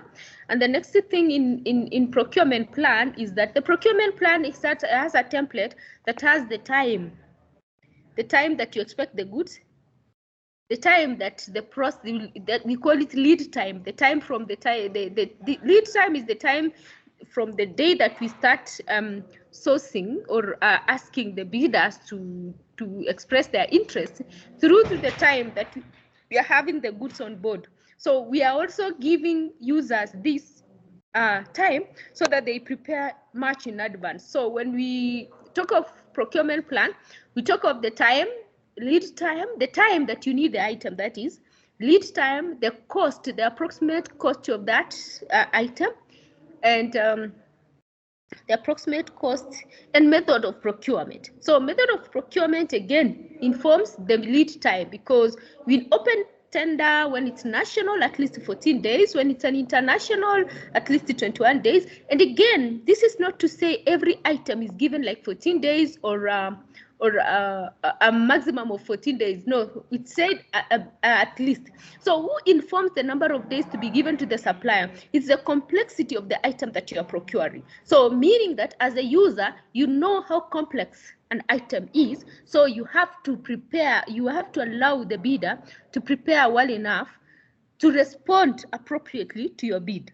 So we have that method. We have the time and money and or the budget or approximate cost of the item that you want to procure. And maybe anyone who can add if I have forgotten any. And back to you, Madam. I don't know if I spoken to your need or your thinking. My name is Joan. Thanks so much for that explanation. I get where to begin from. Thank you, Joan Chema. Okay. Good afternoon. Good afternoon. I am Albanos Kitetu. I would like to add something on the procurement plan. Albanos. Yes. The procurement plan is based on an approved budget. It's based on an approved budget, yes. Yes, which now dictates what to be planned. Okay, thank you very much, Albanas. Yes, it has to be within an approved budget, and that is why I insisted saying that we have to procure what we can pay for. We need to start a process that we are able to pay for it. And that's why I kept asking, I don't know why we still have pending bills, yet we plan the procurement within the budget. Angelina Makulu, kindly. Good afternoon. Good afternoon. Go ahead, Angelina. In the process of procurement, what will happen if you get an appeal after opening the tender? An appeal? Yeah. So now, after opening the tenders, after awarding, okay, of course the appeal is there, and appeal is there because it has been given provision again in the same law. The Act provides that if there is any bidder who is not satisfied with the outcome of the bid, he or she can appeal, and the appealing bodies, or we have Public Procurement Administrative Review Board, which is the appeals board. You can appeal and then they settle the case. We have Public Procurement and Asset Disposal, Public Procurement Regulatory Authority, whose work is to look through what you may be, the issues that you may be having, the anomalies, and they handle it according to the cases that are brought up. Now, this is to say that the appeals may, of course, when appeal comes in, you have to stop until you hear the outcome of the response, what the board will tell you, because you cannot proceed when an appeal is already ongoing, because the Administrative Review Board can actually stop the process, or they can give you a go-ahead. The only that may not, sometimes don't stop your procurement processes is when it goes to PPRA as a complaint, because it's until now they tell you can stop the procurement, or you wait until they finish the case. But for appeals, at that period, you have to stop until they tell you what next. I'm seeing so many hands. I don't know how I'm going to handle them. So, now, the hands are, there's one Alban, Patrick. I think I've not heard from Patrick. Patrick? Yes, good afternoon.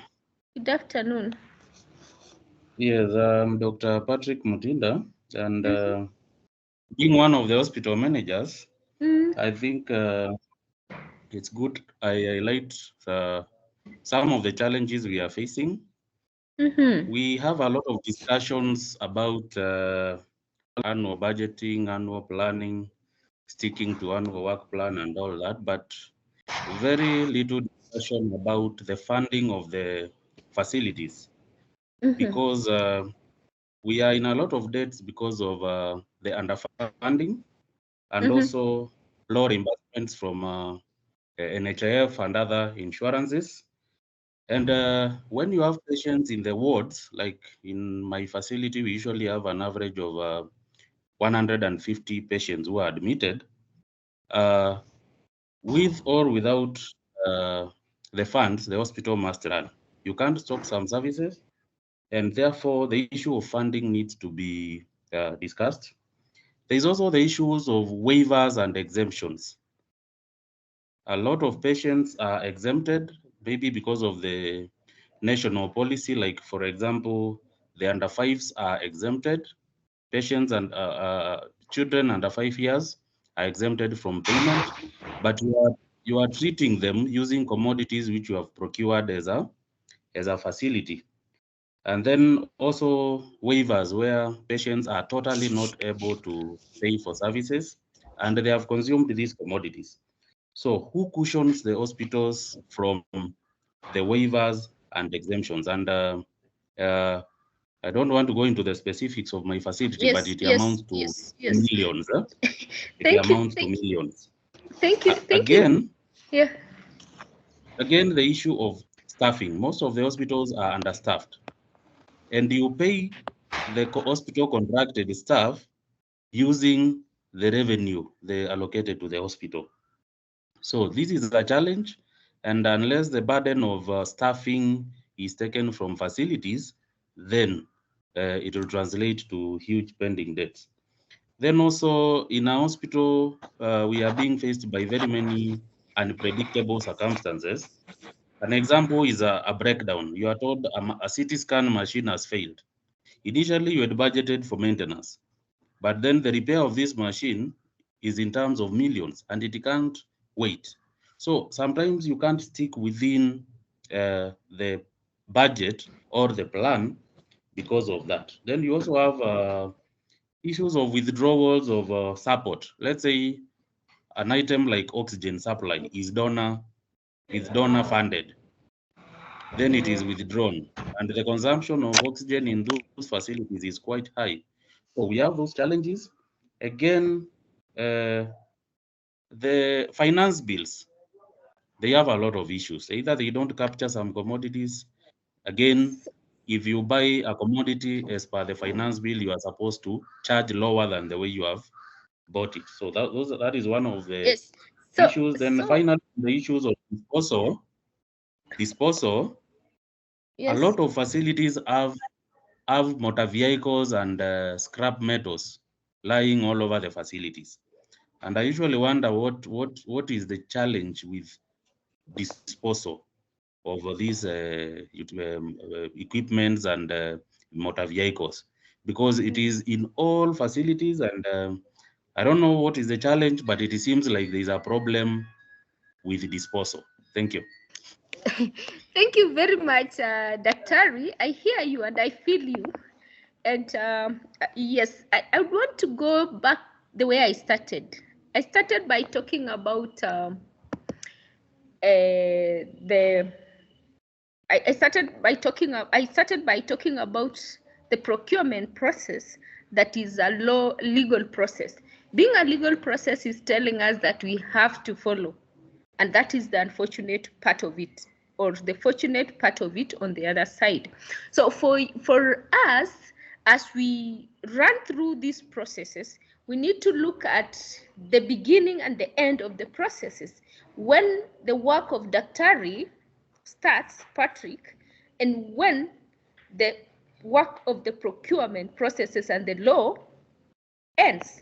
Because sometimes we get into mix because when we talk of procurement, it is purely the process. We start here, it ends here, and someone else picks from there.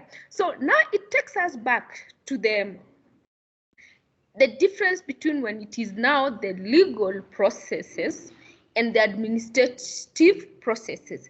Some of the issues that we face is because of administrative issues that should be handled administratively. So how I normally look at it is that we need to fix the administrative issues so that we fix these issues to the procurement processes. Because if we start with the procurement process and we bring to the administrative issues, then it becomes different, because we'll have ABCDs that we want to take care of. Now, that is not to say that in an hospital you cannot handle emergencies. The same procurement processes and law has given us an opportunity, a leeway, to again fix an emergency through a process. And that process or a method, we have direct procurement, which enables us to fix an emergency. And this emergency, we normally say that it's an emergency that we did not foresee. We didn't see it coming. So some of the processes that we are having trouble with are the processes that we saw it coming, but somebody somewhere didn't do his work. Again, Dr. Ari talked about disposal. Disposal, yes, it's an issue. So many government institutions are wasting space. In fact, you are so lenient saying that they are lying all over. Me, I'm saying that it's a lot of wasting of resources, wastage of space, which is a resource to an institution, because we are having dead items, dead equipment. So I think somebody is not doing his work. So for me, some of these things is not about the procurement processes. Somebody needs to take administrative action, which sometimes it calls for disciplinary action for those who are having this item. Somebody has to explain why we are having items that are not being used and they're eating to our spaces. So this, it calls for, you know, when you talk of procurement process and legal processes, you need to bring a lot of administrative thinking and management so that it supports it in running it. So I think, allow me, ladies and gentlemen, because of Bwana Thuku, if I think our questions are so many, and I normally encourage our class that when we have procurement course that takes a week, it can be very good for us to go deep into it so that we are able to learn more, because this one, what we are saying is just an overview. And I feel like the questions, the way the Dr.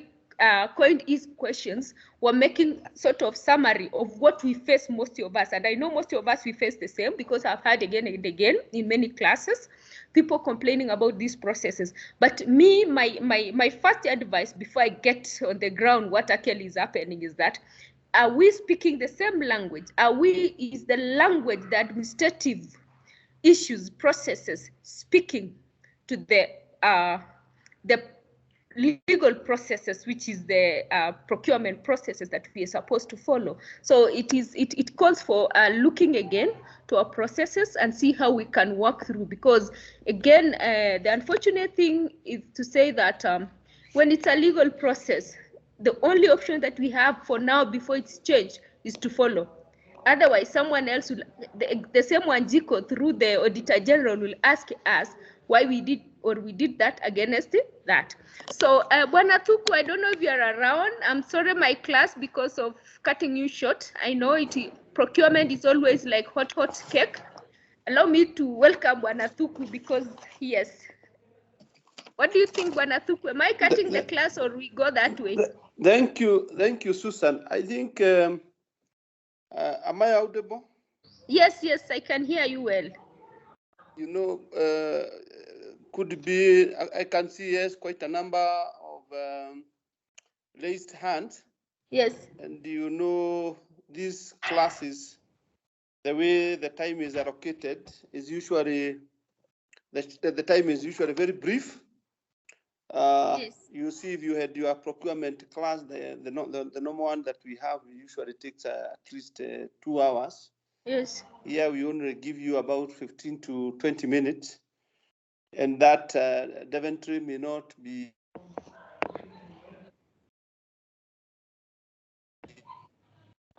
adequate time to. So I don't know, Bwana Patrick and the class president, Bwana Thuku is breaking. Is it me or someone else is having him breaking? So yes, that he's breaking. He's breaking. So Bwana Thuku, yes, before I leave, Bwana Thuku, you're breaking, or even we've lost him again.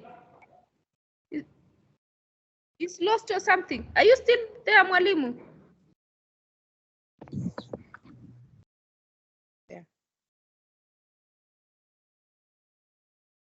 So I think we've lost him or something.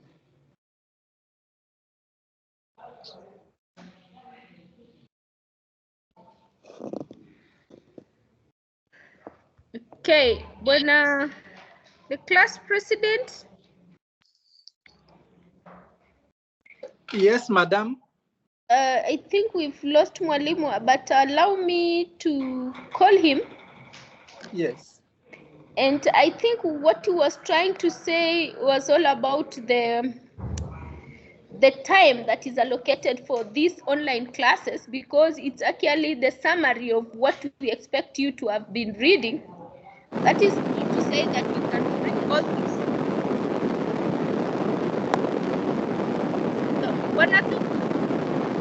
Yes, Susan, now I am back. Yes, and yes, you are coming with a lot of thunder, a lot of noise. So I don't know. Maybe class president is here. Is Emmanuel. You keep talking to him so that he can tell you if you are still audible, because I'm dropping from the class right now. So maybe you keep talking with Emmanuel so that he can keep on check. Yeah, I think they are free to say when they are not. It's not clear.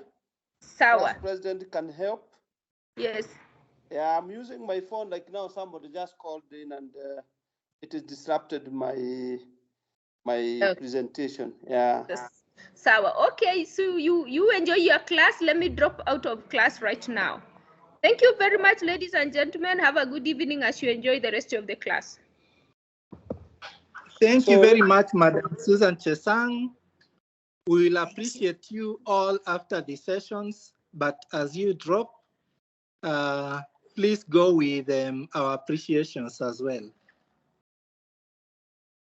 Okay, thank you, Mr. President Emmanuel. Is that correct? Yes, sir. Karibu Bwana Dhuku. Yeah, I didn't. Now you know, because being the last person, unfortunately means that I get the risk, because already those before me have taken everything. They have taken the fresh meat, everything, the bones, and now I have to take what remains of the session. Though I think, like I was just mentioning before, I got some disruption, is that this online presentation ideally is not about really giving a presentation as such. It is meant to have a bit of some interaction with participants, just for the participants to appreciate probably a bit of some interaction with the faculty members, so that in case there are burning issues, at least they can be sorted out. And in most cases, what we usually do, because time is a bit not on our side, we usually give what we call an overview. And the overview is just simply appreciating probably what is contained in the presentation. Though, again, you've already gone through the presentation itself. And in most cases, you would want probably to get some clarification of a kind. So that is what we call the face-to-face learning, the face-to-face session that is usually very brief. Like you have seen what my colleague CPA Mainge did, could have had 2 hours of overview of public sector financial management. He could also have had another 2 hours of auditing. I could have had another 2 hours on budgeting and budgeting process, public budget, which also contains 2 very broad areas. One is mainly focusing on the budget process, and the other one is focusing more on public expenditure management and control, which we look also as a budget process. So that is what we have. And now we also now have procurement, what Susan has been taking you through. So those are the broader areas that we generally call management of public resources. And at the center of it is actually the budgeting process, because in management of public resources, the most central tool that is used is actually the budget. And therefore, we can't talk about management of public resources without talking about the budget. And it is one very, very important tool, more so in trying to balance between the resources that we have and also what we intend to do in terms of provision of goods and services to the government, because you cannot give what you don't have. So the first thing for you to look at is then basically what do you have in terms of resources, and then from there go ahead and then plan how you are going to utilize those resources. I do believe that you have also looked at the discussion questions that I put into the forum, where I wanted you ideally to discuss briefly the most critical parts in the budgeting process, which I can summarize into 4 critical stages. And the first and the most, actually I think the most fundamental one is what we call budget formulation.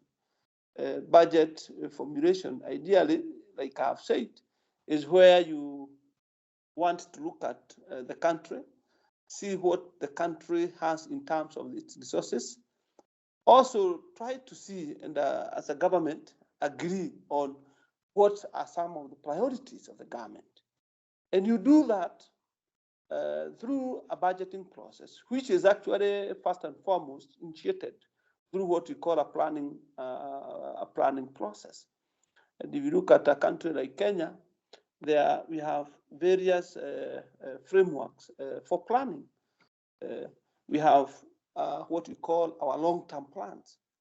And our longest plan that we have as a country is what we call the Vision 2030. And Vision 2030, which was started or promulgated around 2008, 2009, is actually a 23 years plan. So that plan itself tells us or gives us the direction which we want to take as a country. Actually, since that vision was established, ideally what we have been doing almost for the last more than 10 years, actually it's almost 15 years, has actually been more of implementation of that plan.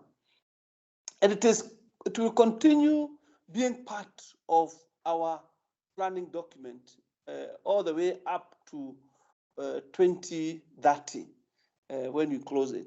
And you see, that is the longest plan that we have as a country. Then we have what we call medium-term plans. And the medium-term plans, ideally 5 years plan at the national level and the national government level. And at the county level, we have the 10 years, what we call the 10-year sector plans.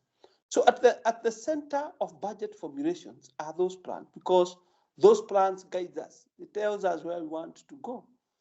Currently, the government that we are in, what we are calling, we have what we call the bottom-up economic transformation agenda, is another plan for 5 years. And the current government has also set out what they would want to achieve within the next 5 years. And that forms a major part of our planning framework, because it is that plan, that framework that will guide us or will guide the current government in terms of what they want to achieve. Of course, when you look at that agenda, one of the things you'll see is that it also still captures what is also within the Vision 2030, because it's about education, it's about health, it's about housing, it's about promotion of the disadvantaged and all that through creation of employment and also financing. Yeah. So you see that the plan doesn't in any way deviate us from what we can say is the national government vision. And for all you, wherever you come from, the ministries that you come from, ideally you also have what you call the strategic plan. These are 5 years plan again, which dictate or guide you in terms of where you want to be in the next 5 years. Now, when you capture that, that becomes the basis of our budget. And therefore, anytime you want to say, what are we going to, or what is it that is expected of us within the next 1 year, remember, you have come from the 5-year strategic plan. In budgeting, we usually talk about medium-term plans, which are actually 3 years plan, to allocate the resources towards the most priority or critical areas. And therefore, for budgeting purposes, in most cases, we talk about medium-term plans. And these medium-term plans, ideally, are actually they're actually plans for allocation of resources. And that's why when you talk about program budgets that are basis of, or that are part of our budgeting processes are actually 3 years planned. So you link our plans with the budget, and so that you're able to get the foundation, which will direct you in terms of how you are going to do the resource allocation. So the first critical stage in the budgeting process is actually what we call budget formulation. And if you look at most of the budget policy documents that you work with at the initial stages of the planning process, is that they are actually more of budget formulations. Like, for instance, at the very beginning, of the year, or no, before the 5th of August every year, you'll have the cabinet secretary in charge of finance issuing a circular. And this circular ideally gives us, the process that the budget will follow, the timelines, how the various stakeholders will be involved and engaged. So, and that helps us in the kicking off of the budgeting process. Thereafter, of course, there will be development plans that will be approved by Parliament and the county assembly level.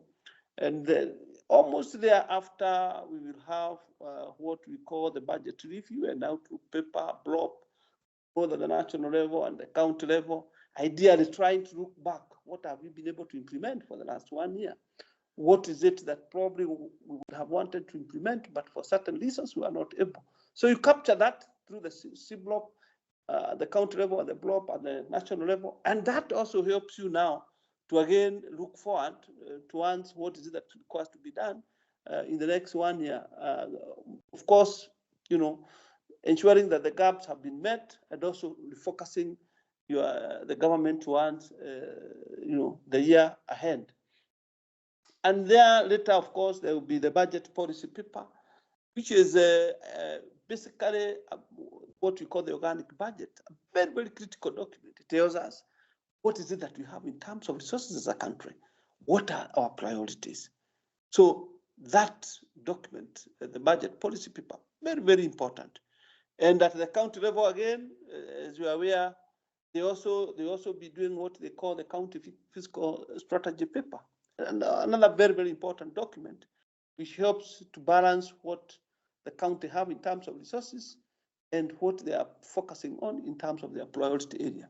All those budget policy documents are ideally meant to prepare the budget foundation, and that's what we are calling the budget policy, budget formulation.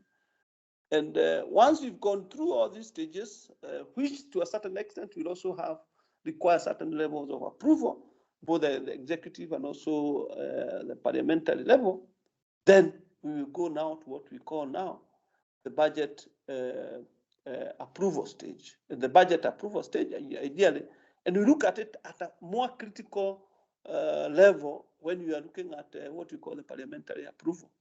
Whether it is at the national level, the parliament will have to look at the budget and agree that the allocation has been done in accordance to the best interest of the country. Remember, there also have been issues of public participation and all that. And both at the national level and the county level, ultimately the budget will be presented in Parliament. And budget is presented in Parliament through two major bills. Even though I would talk of four, but the one that commonly we talked about is the appropriation bill and the finance bill. The appropriation bill, which requires that the parliamentary approval to agree on areas that the budget shall address, areas in which the allocation shall be done. So that comes in form of an appropriation, which of course initially will be an appropriation bill, and once approved by Parliament, will become an appropriation account, appropriation act, which of course will detail exactly how much will be allocated to specific areas.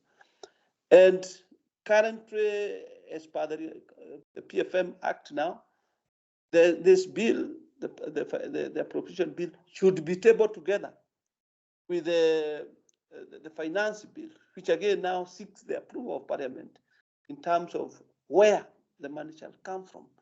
This, I know, has been a major debate, especially in the country, especially in certain areas where the government requires certain resources for the health, for the housing, and you are aware that it has even been contested in the court.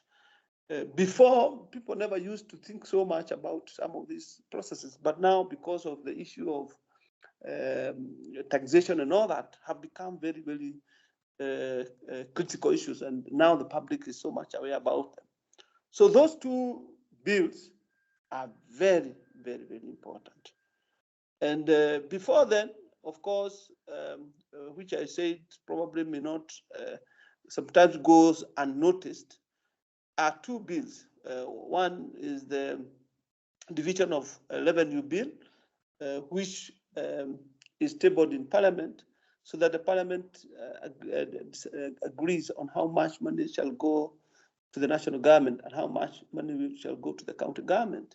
And of course, we also have the county allocation of revenue bill, which again agrees on how much shall be shared between the various counties. So those bills are also part of the approval process, because ideally they are giving the government the leeway to deciding on how much money shall be allocated to various programs, and other areas of government spending. So the approval stage means then that the Parliament will have to approve, and that's why we sometimes call it a parliamentary approval stage. It's the second and again very critical stage in the budget process. Then once that has been done, then of course means that the executive or the executive arm of the government, or even the other arms of the government, because they're also spending agencies, the registrars and also the judiciary, can be able to access money and be able to implement government programs and projects. And that is what we call the critical stage, the critical stage in the budget process. And that is stage we refer to it as budget execution, because ideally it's executing the budget. That is ensuring that then things can be done, money can be released, so that government programs and projects are implemented.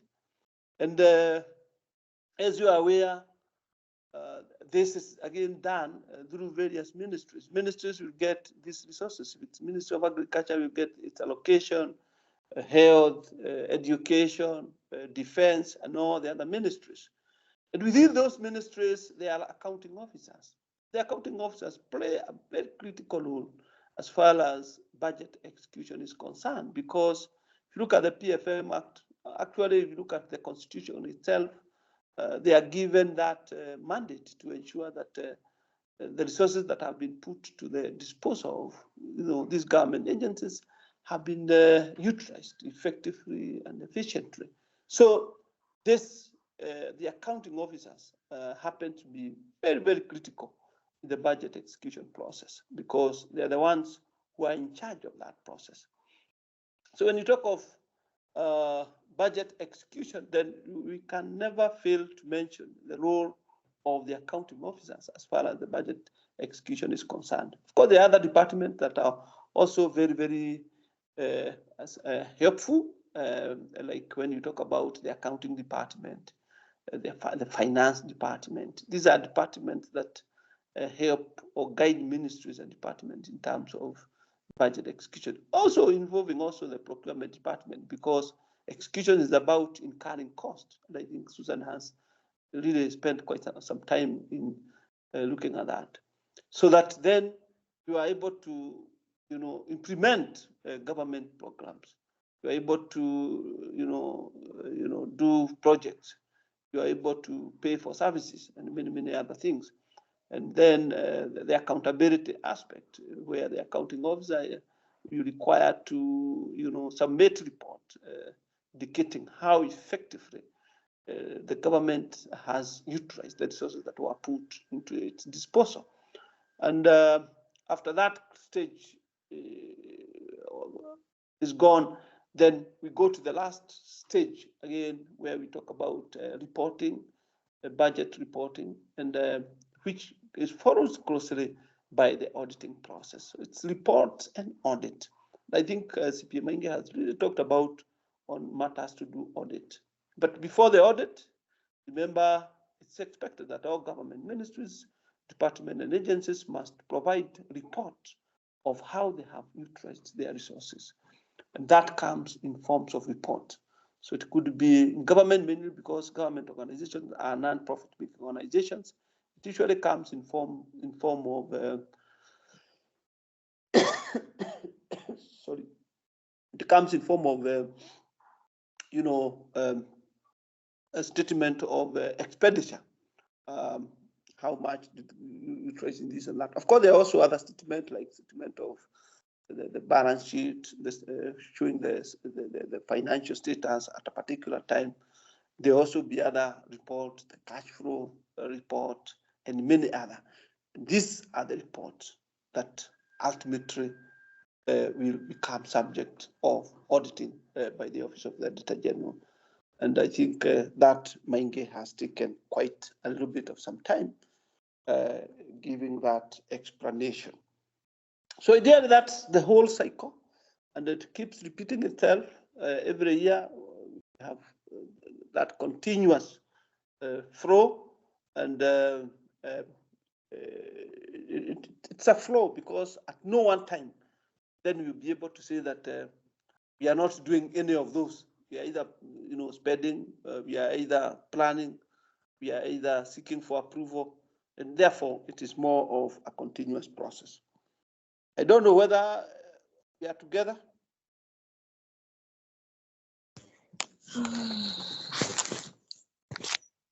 Yes, we are. We're together. Okay. I may be talking to myself. It is important to keep checking whether you people are around. Yeah. So I'm happy to hear that you are around. So I think that is ideally, if you look at the present, because I know you have looked at the presentation, it's more about that, especially in terms of the budgeting process. But again, tied to it is something to do with the nature of our budget, because sometimes the question can come in terms of what is the nature of our budget, and because I know you heard about it, or you see, or you've been it, depending on what you do in government, you will find that sometimes we talk about two natures of our budget. Either we are doing what you call line item budgets or program budgets. Of course, our budget for many, many years, all the way up to late 1990s, were more of line items. And the line items nature of budget is a budget that primarily just identifying the areas where our resources require to be applied. So we talk of it as input-based, because the focus is so much on what do we need? What do we need? That is basically what line item budget is more about. And therefore, if you were to use that approach, then you'll be talking about what do we need in our ministries. So you come up with various items like we need furniture, we need motor vehicles, we need buildings, we need all these kind of things. And that has been a major focus of our budget. However, as you are aware, and generally what has been happening in the public service, the question has always been, and what is now becoming more critical, more important, is not what we need. Yeah, that is no longer the most important question that we're asking ourselves in the public service. You are aware, and I know you have looked at it from other aspects. What now, the most important question we are asking ourselves is what, yes, do we need to achieve what? So the aspect of what we are calling outcome-based or, output-focused kind of public service is what is now becoming more important concept in the management of public service. And as we move towards that, in the budgeting, then we are moving towards what you can call outcome-based budgeting or performance-based budgeting. But the most commonly used terminology is program-based budget. Therefore, in program-based budgeting, you don't start by first asking yourself, what do we need? You go to the other side and ask yourself, what do we need to achieve? Where are we going to? What are our goals as a ministry or a department? What is it that we need to achieve, for instance, in the next 5 years through our plans and all that? And from there, then you're able to come up with programs which can help you achieve that you have already set as a key agenda. And that's why now, today, we are more focused with our plans and aligning our budgets to our plans. For you to be able to do that, then you must develop what you are calling program-based budgeting. And now, as our constitution and more so in the PFM Act, it spells out clearly that the budget that will be presented to Parliament must be both line item and also program-based. Now, what is being emphasized there is actually program budget. So by program, you look at what is it that you want to achieve? What are your goals? Then from there, you're able to set what we call strategic objectives. And I know you know that through the strategic planning process, we identify the strategic objectives. Then from those strategic objectives, you ask yourself, for us to achieve this, then what do we need in terms of output? So you move from the objective to output. You always say output are a bit more smart. They are things that you can see, can observe. They are more specific. Then from output, then you ask yourself, for us to achieve this output, then what do we need in terms of resources? And here, there will be two sets of inputs that you'll be thinking about. One is the activities, because for you to produce anything, you need activities. Yeah. If, for instance, you are talking about production, agricultural production, for instance, for you to produce food, you will do certain things, like you require to cultivate, to change land from land that can be able to grow crops, or could be mean you may require to put some water dams, irrigation, and all those kind of things. So they are activities. Then the other one, of course, is what we call inputs. And inputs are items, like what you talk about. If you giving the same example in an agricultural production, you may require to buy things like machineries. You may require to have things like tractors. So those are input. So when we talk about program-based budget, then we are mainly focused on a program. We are more focused on a budgeting framework that emphasizes more the output before you can go to the input. So when you go to the input, then you'll be talking about line items budget. So ideally, one speaks to the other.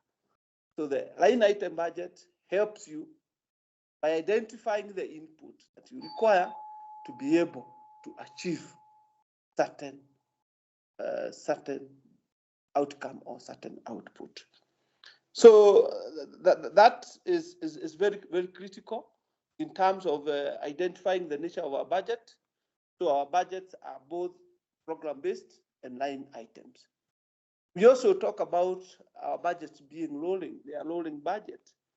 By saying rolling budgets, what you mean is that our budgets are continuous. We have what we call the medium-term budget. It's a 3 years plan. And every time, it's not terminal, that you say 3 years, then we have finished 2 years, so we are remaining with 2 years. No, every year we are talking about 3 years budget. So once we are done with 1 year, then we take another 1 year, and then we continue like that. So our budget, we also say our budgets are rolling budget. So there could be many other terminology. I think you look at it when you look at what we call the program-based budgeting. It gives you all those kinds of terminology. And because I think this is a key issue that keeps cropping up, what kind of budgeting framework that we are using. Then the last part that I need to also speak on is that we also talk about what we call budget, public expenditure and management control. And when you're looking at it, you also look at it as part of the budgeting process. The idea of control, because it's about budget control, comes because when you plan and you have put resources or you have budgeted for certain resources, along the way, there's a possibility or a tendency to have situations or circumstances changing. And therefore, you must have a framework that enables you to continuously monitor. Remember, like in 2019, 2020 budget was adversely affected by the COVID situations, which could not probably have been foreseen. But then, because you have to continuously align the budget with the reality of resources. Like now, what happened in 2019, 2020 budget was that a lot of the adjustment had to be done in order to, adjust the budget to be in line with what was happening. So when you talk about public expenditure and management control, it's all about budgeting control systems. And we talk about you government using certain tools. These are tools which can be applied at any time during the budget process to ensure that you align your budget with the reality of resources. So like there could be certain things like budget cut, where you just reduce the budget, even though the money had been budgeted for, but the reality now means that certain items will have to be reduced. We also talk of things like creation of ceilings, where you create a ceiling. You say, cannot be able to spend more beyond this. Even when you talk about quarterly spendings, like we are planning within certain quarters, or the continuous feeding of information on items that are being utilized and how much, or the continuous budget monitoring in terms of how the budget is being absorbed.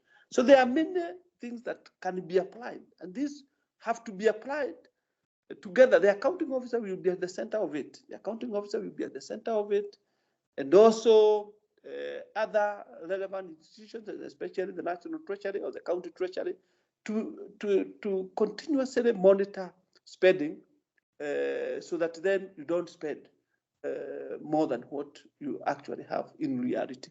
So that is what ideally budget expenditure and management control is all about. And I think you'll see that part of the presentation of the budget we've put and also very, very important is the idea of expenditure control. So that then it's not just, you must ensure that even after budget has been done and allocation have been done, there is that continuous monitoring to ensure that you spend the risk, even the procurement process, the whole procurement process is just meant to help us ensure that we are getting value for money.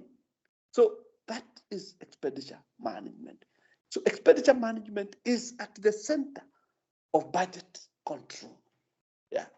So we are asking ourselves, are we spending money either effectively or efficiently?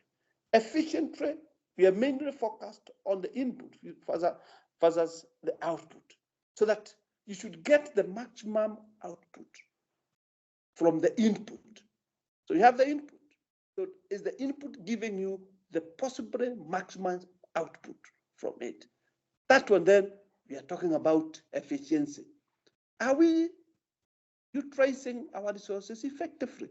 When you talk about effectively, then we are looking at, are we giving the resources to the priority area? Because again, budgeting is about prioritization. So, so there are issues of trying to look at our programs, trying to look at the project, what all of the approaches that we are using that helps us get the maximum from the resources that we have. Again, that is part of that. And ladies and gentlemen, I think I have done 1 hour, which was actually not intended. I should have given you about 15 to 20 minutes, but I can see we are almost running to about 4:30. So kindly allow me to allow 1 or 2 questions, and then I can resume, because again, I don't want to go so much beyond what probably is allowed within the context of the limited time. President.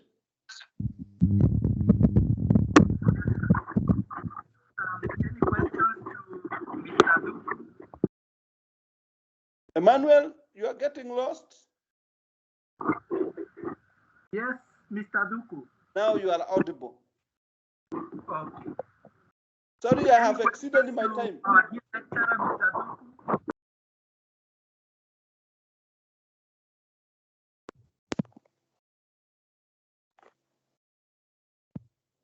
Emmanuel, we've lost you. I think as we allow Emmanuel to look for his network, I'd like to probably appreciate you. But before that, if there are any questions, kindly raise your hand or let us know. If you have any questions for Mr. Suku, please let us know. I hope you have all followed keenly. I guess silence means you don't have questions right now? Yes, no questions. Thank you. Thank you very much. Mr. Tuku, we'd like to appreciate you. Oh, thank you, Madam Fatima. I have been listening in. I've just been sitting in class and listening. So asante sana, we really appreciate. Sorry. In case of any questions. Sorry, I apologize for taking a little bit more time. I think I No. I believe for this particular session on resource management, the team has been very active because these are some of the challenges that they're facing. So I'm sure they have been able to tap into the wisdom shared by you and the team. So we really want to appreciate you. And in case there'll be any questions later on, be sure that I will consult you and I will let you know so that then I'll be able to come back to the class. So asante sana. Members, if we could clap for Mr. Suku, appreciate him. I would appreciate so that then, yes, asante sana. Really appreciate. Thank you very much. They're even turning the videos on to appreciate. Asante sana, Mr. Suku. Okay, thank you. Asante sana. Karibu. Thank you. So members, before you leave, there is one pertinent issue that I would request that we discuss. I know we have slightly past the time, but allow me. And the issue is regarding examination. So as you're aware, in the timetable, our exams are scheduled for Monday, 26th and Tuesday, 27th. However, there's a request from the team from Makueni County that we do the examination on one day. And therefore, this decision would affect the entire class. We are one class, so we are expected to do one examination.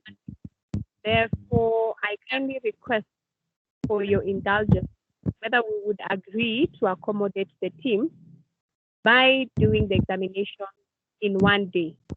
We can do paper 1, which is 2.5 hours. Don't worry, I will give you the brief in full. When we are slated to do it, probably Friday before. So the paper 1 is 2.5 hours and paper 2 is 2 hours. So if we are in agreement, we could have the exam in one day. We have paper 1 in the morning, say 8 to 10:30, and then paper 2, we could start at 2 or even at 3 if you would want, because it's 2 hours. But because we are one class, it puts me in a very difficult position, because then if the request has been made and we all want to accommodate the team, then it means the team that will be doing the examination physically in Lower Kabete would also have to agree with us. Then the exam has to start at the same time because we are one class.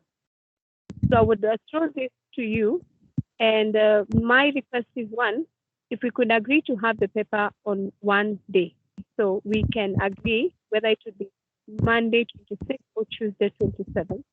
So that is the first ask. Can we do the exam in one day? Paper 1 in the morning, paper 2 in the afternoon. That's one. The second question is, we also need to agree as a team on when we would prefer.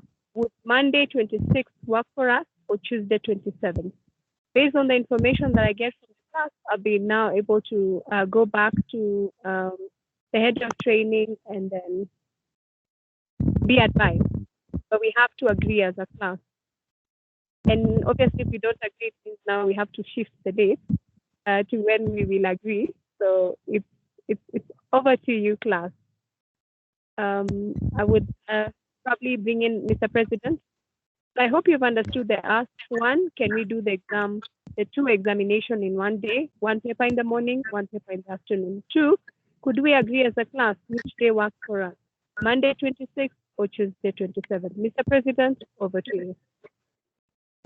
Thank you, Madam Fatma, and welcome. I think those concerns are valid, and we really appreciate them. If, for example, I would suggest a Monday, the 26th. I think from a long weekend, we can travel over to Lower Kabete on Sundays, and then maybe sit for the exams that Monday morning, and in the afternoon, we clear up. What is the reaction of the members? Can I chip in? Just point of clarification. I think the team from Makueni, the examination will be done in Makueni. That's my understanding. So you will do the same examination, but the issue is the point of administration will be different. So we will have to split the class. But even as we split the class, let us remember that the integrity of the process is important. So we have to subject each one to the same examination. I wish to chip in. So those are the logistics. Yes, please carry on. Back to Mr. I want to excuse. I want to chip in, Mr. President. Yes, sir. My name is Amos. I was requesting if we can consider to have the examinations on Tuesday for the Nairobi parts, because Monday, most of the time Monday, especially where I work, we normally have a very long management meeting. So it would be difficult for me. So I don't know if that can be considered.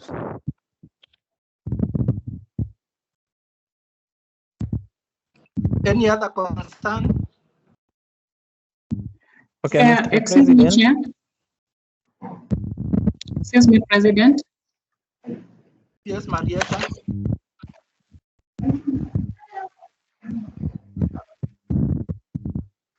Excuse me, Mr. President.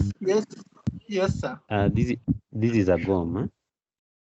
Now, I've heard Madam Fatma saying that during exams will be split into 2, Makueni and people in and the other people at Lower Kabete. Now, how is the defense for the project going to be done then? Because you see the group involved, the groups are mixed up.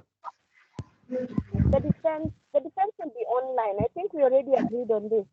The project, we are doing it before exams.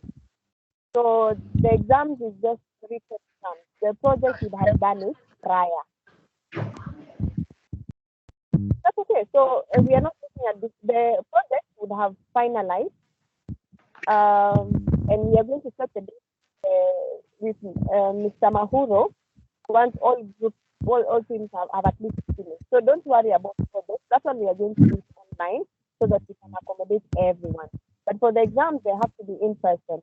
So we have 2 teams. Majority of the participants are from Makueni County, and they have there's a formal request that they do the examination in Makueni, and they do it in 1 day. But because we are mixed, then it means the rest of the class will have to come to Nairobi or Kabete campus and do the same examination under the same rules of it. Is that okay? So Rita would have done it prior to that.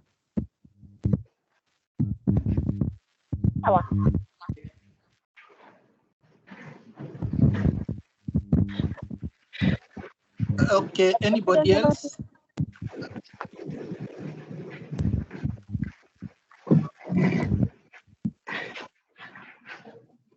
Let us agree. Do we want to do the exams on 1 day, all of us? Yes. How many papers are there? 2 papers. Okay, then We are all agreeable. We are all agreeable that we will sit for the exams on 1 day. Yes, but it has to be on Tuesday, not Monday. Tuesday. Excused from you. Yeah, 1 day, but it has to be on Tuesday, not Monday. Monday is a bit tricky.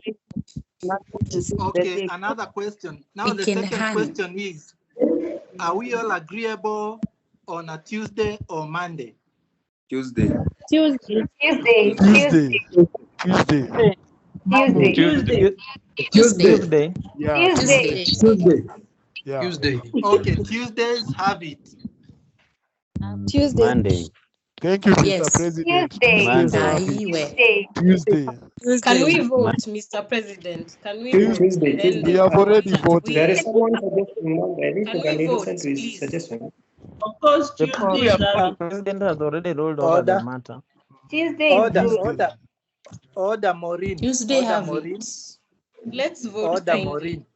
No, the president has already pronounced himself on it's Tuesday, so I think We are a democratic country. Can we vote? Let's vote then. Order, Maureen. Order, Maureen.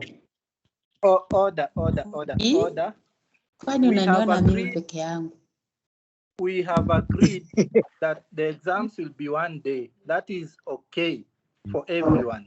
The second question is Tuesday or Monday, and it seems like the majority are for Tuesday. Are we agreeable? Yeah. Yes. Tuesday.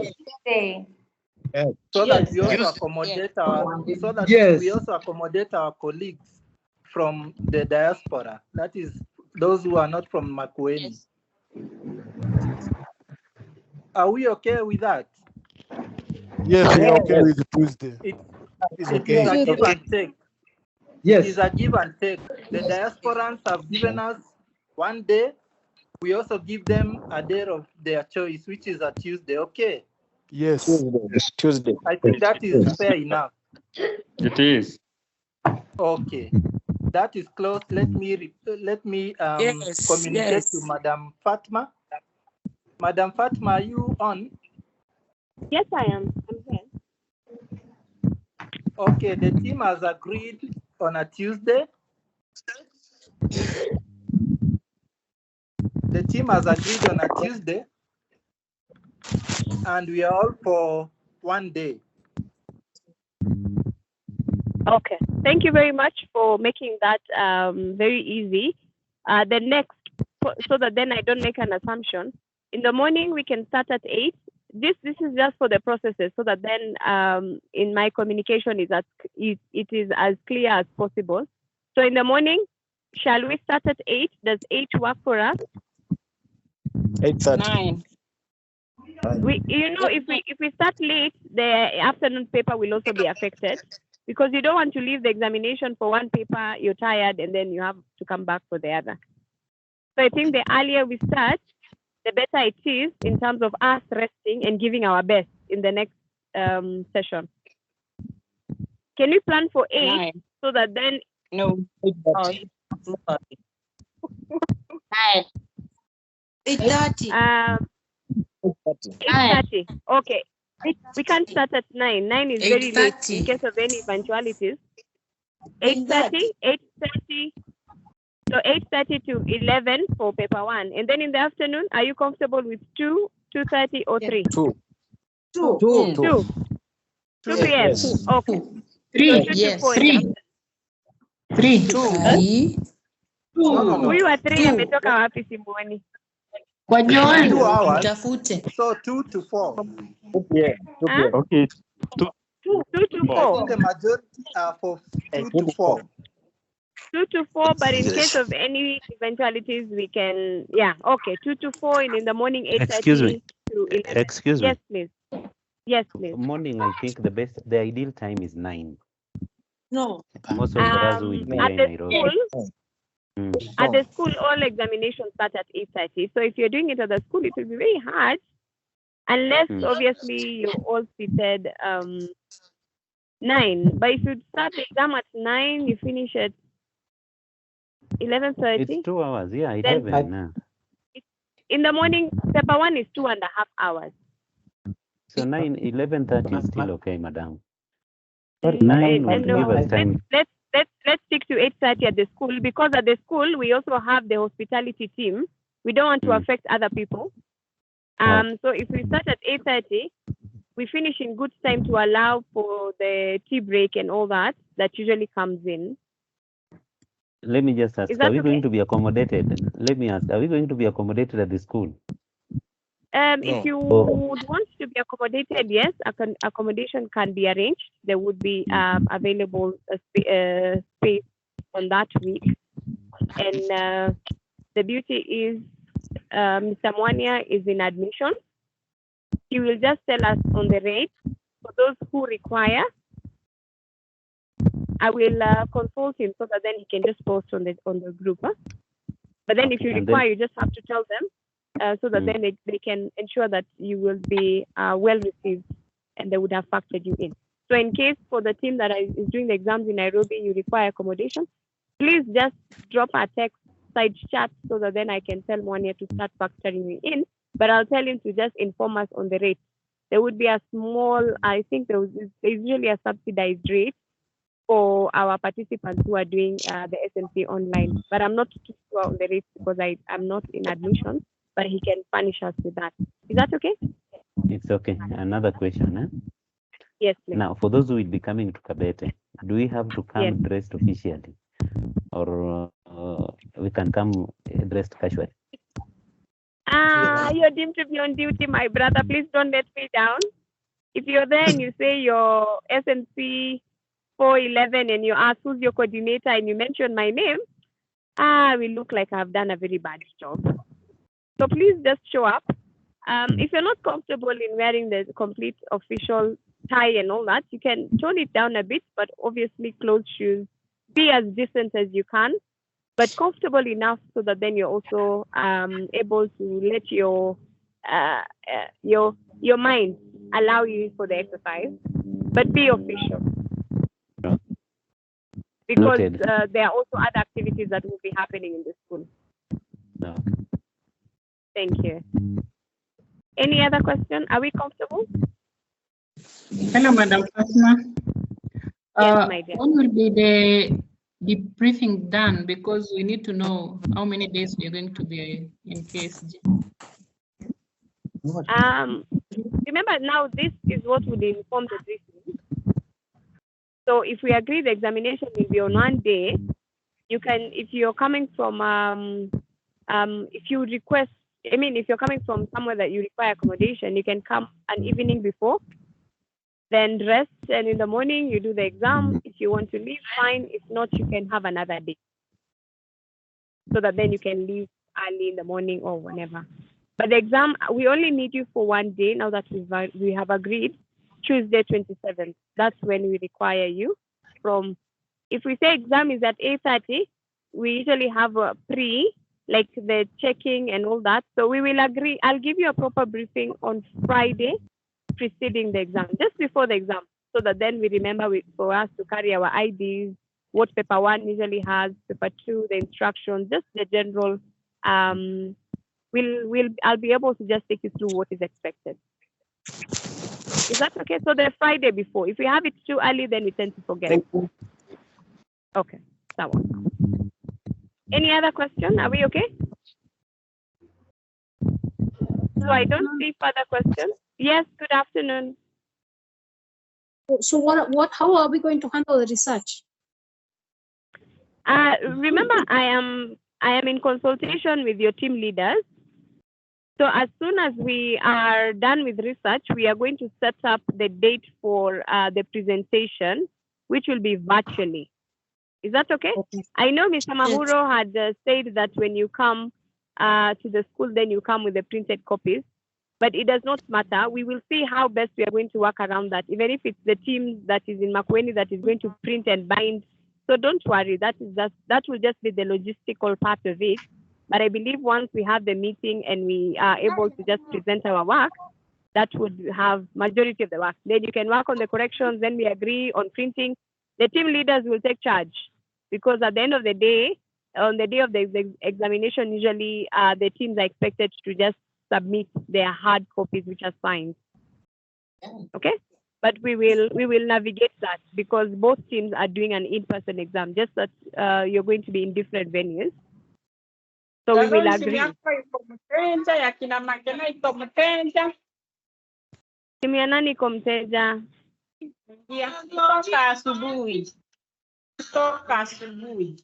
Okay, I believe people are now tired and want to leave. If you have any concerns, any queries, please reach out. I'm available anytime. I'll be able to assist. But I believe we have agreed.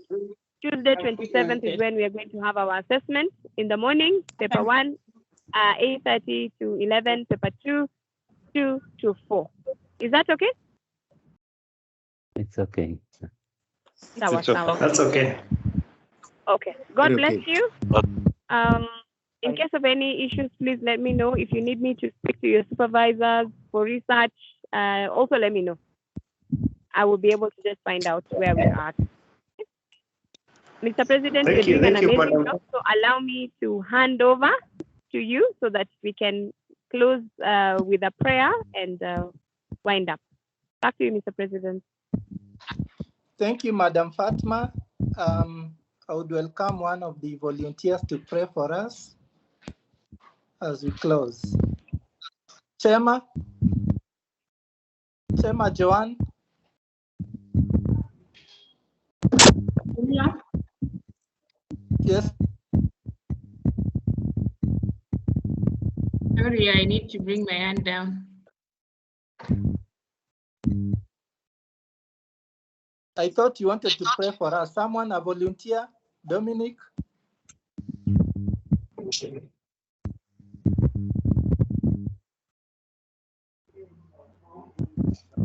I can still pray, yeah? Okay, pray for us, please. Yes, well, our Father in heaven, we thank you for according us an opportunity to go through this 6th module. Thanks for your understanding, ability that you've given unto us. Thank you for our lecturers. As we depart, Lord, to go to our various destinations and to engage in different activities, we pray that you bless us till we meet you again on this venue. Be with us. It's in Jesus' name that I pray and believe. Amen. Thank you and bye. Amen. Bye. See you next Monday. Bye-bye.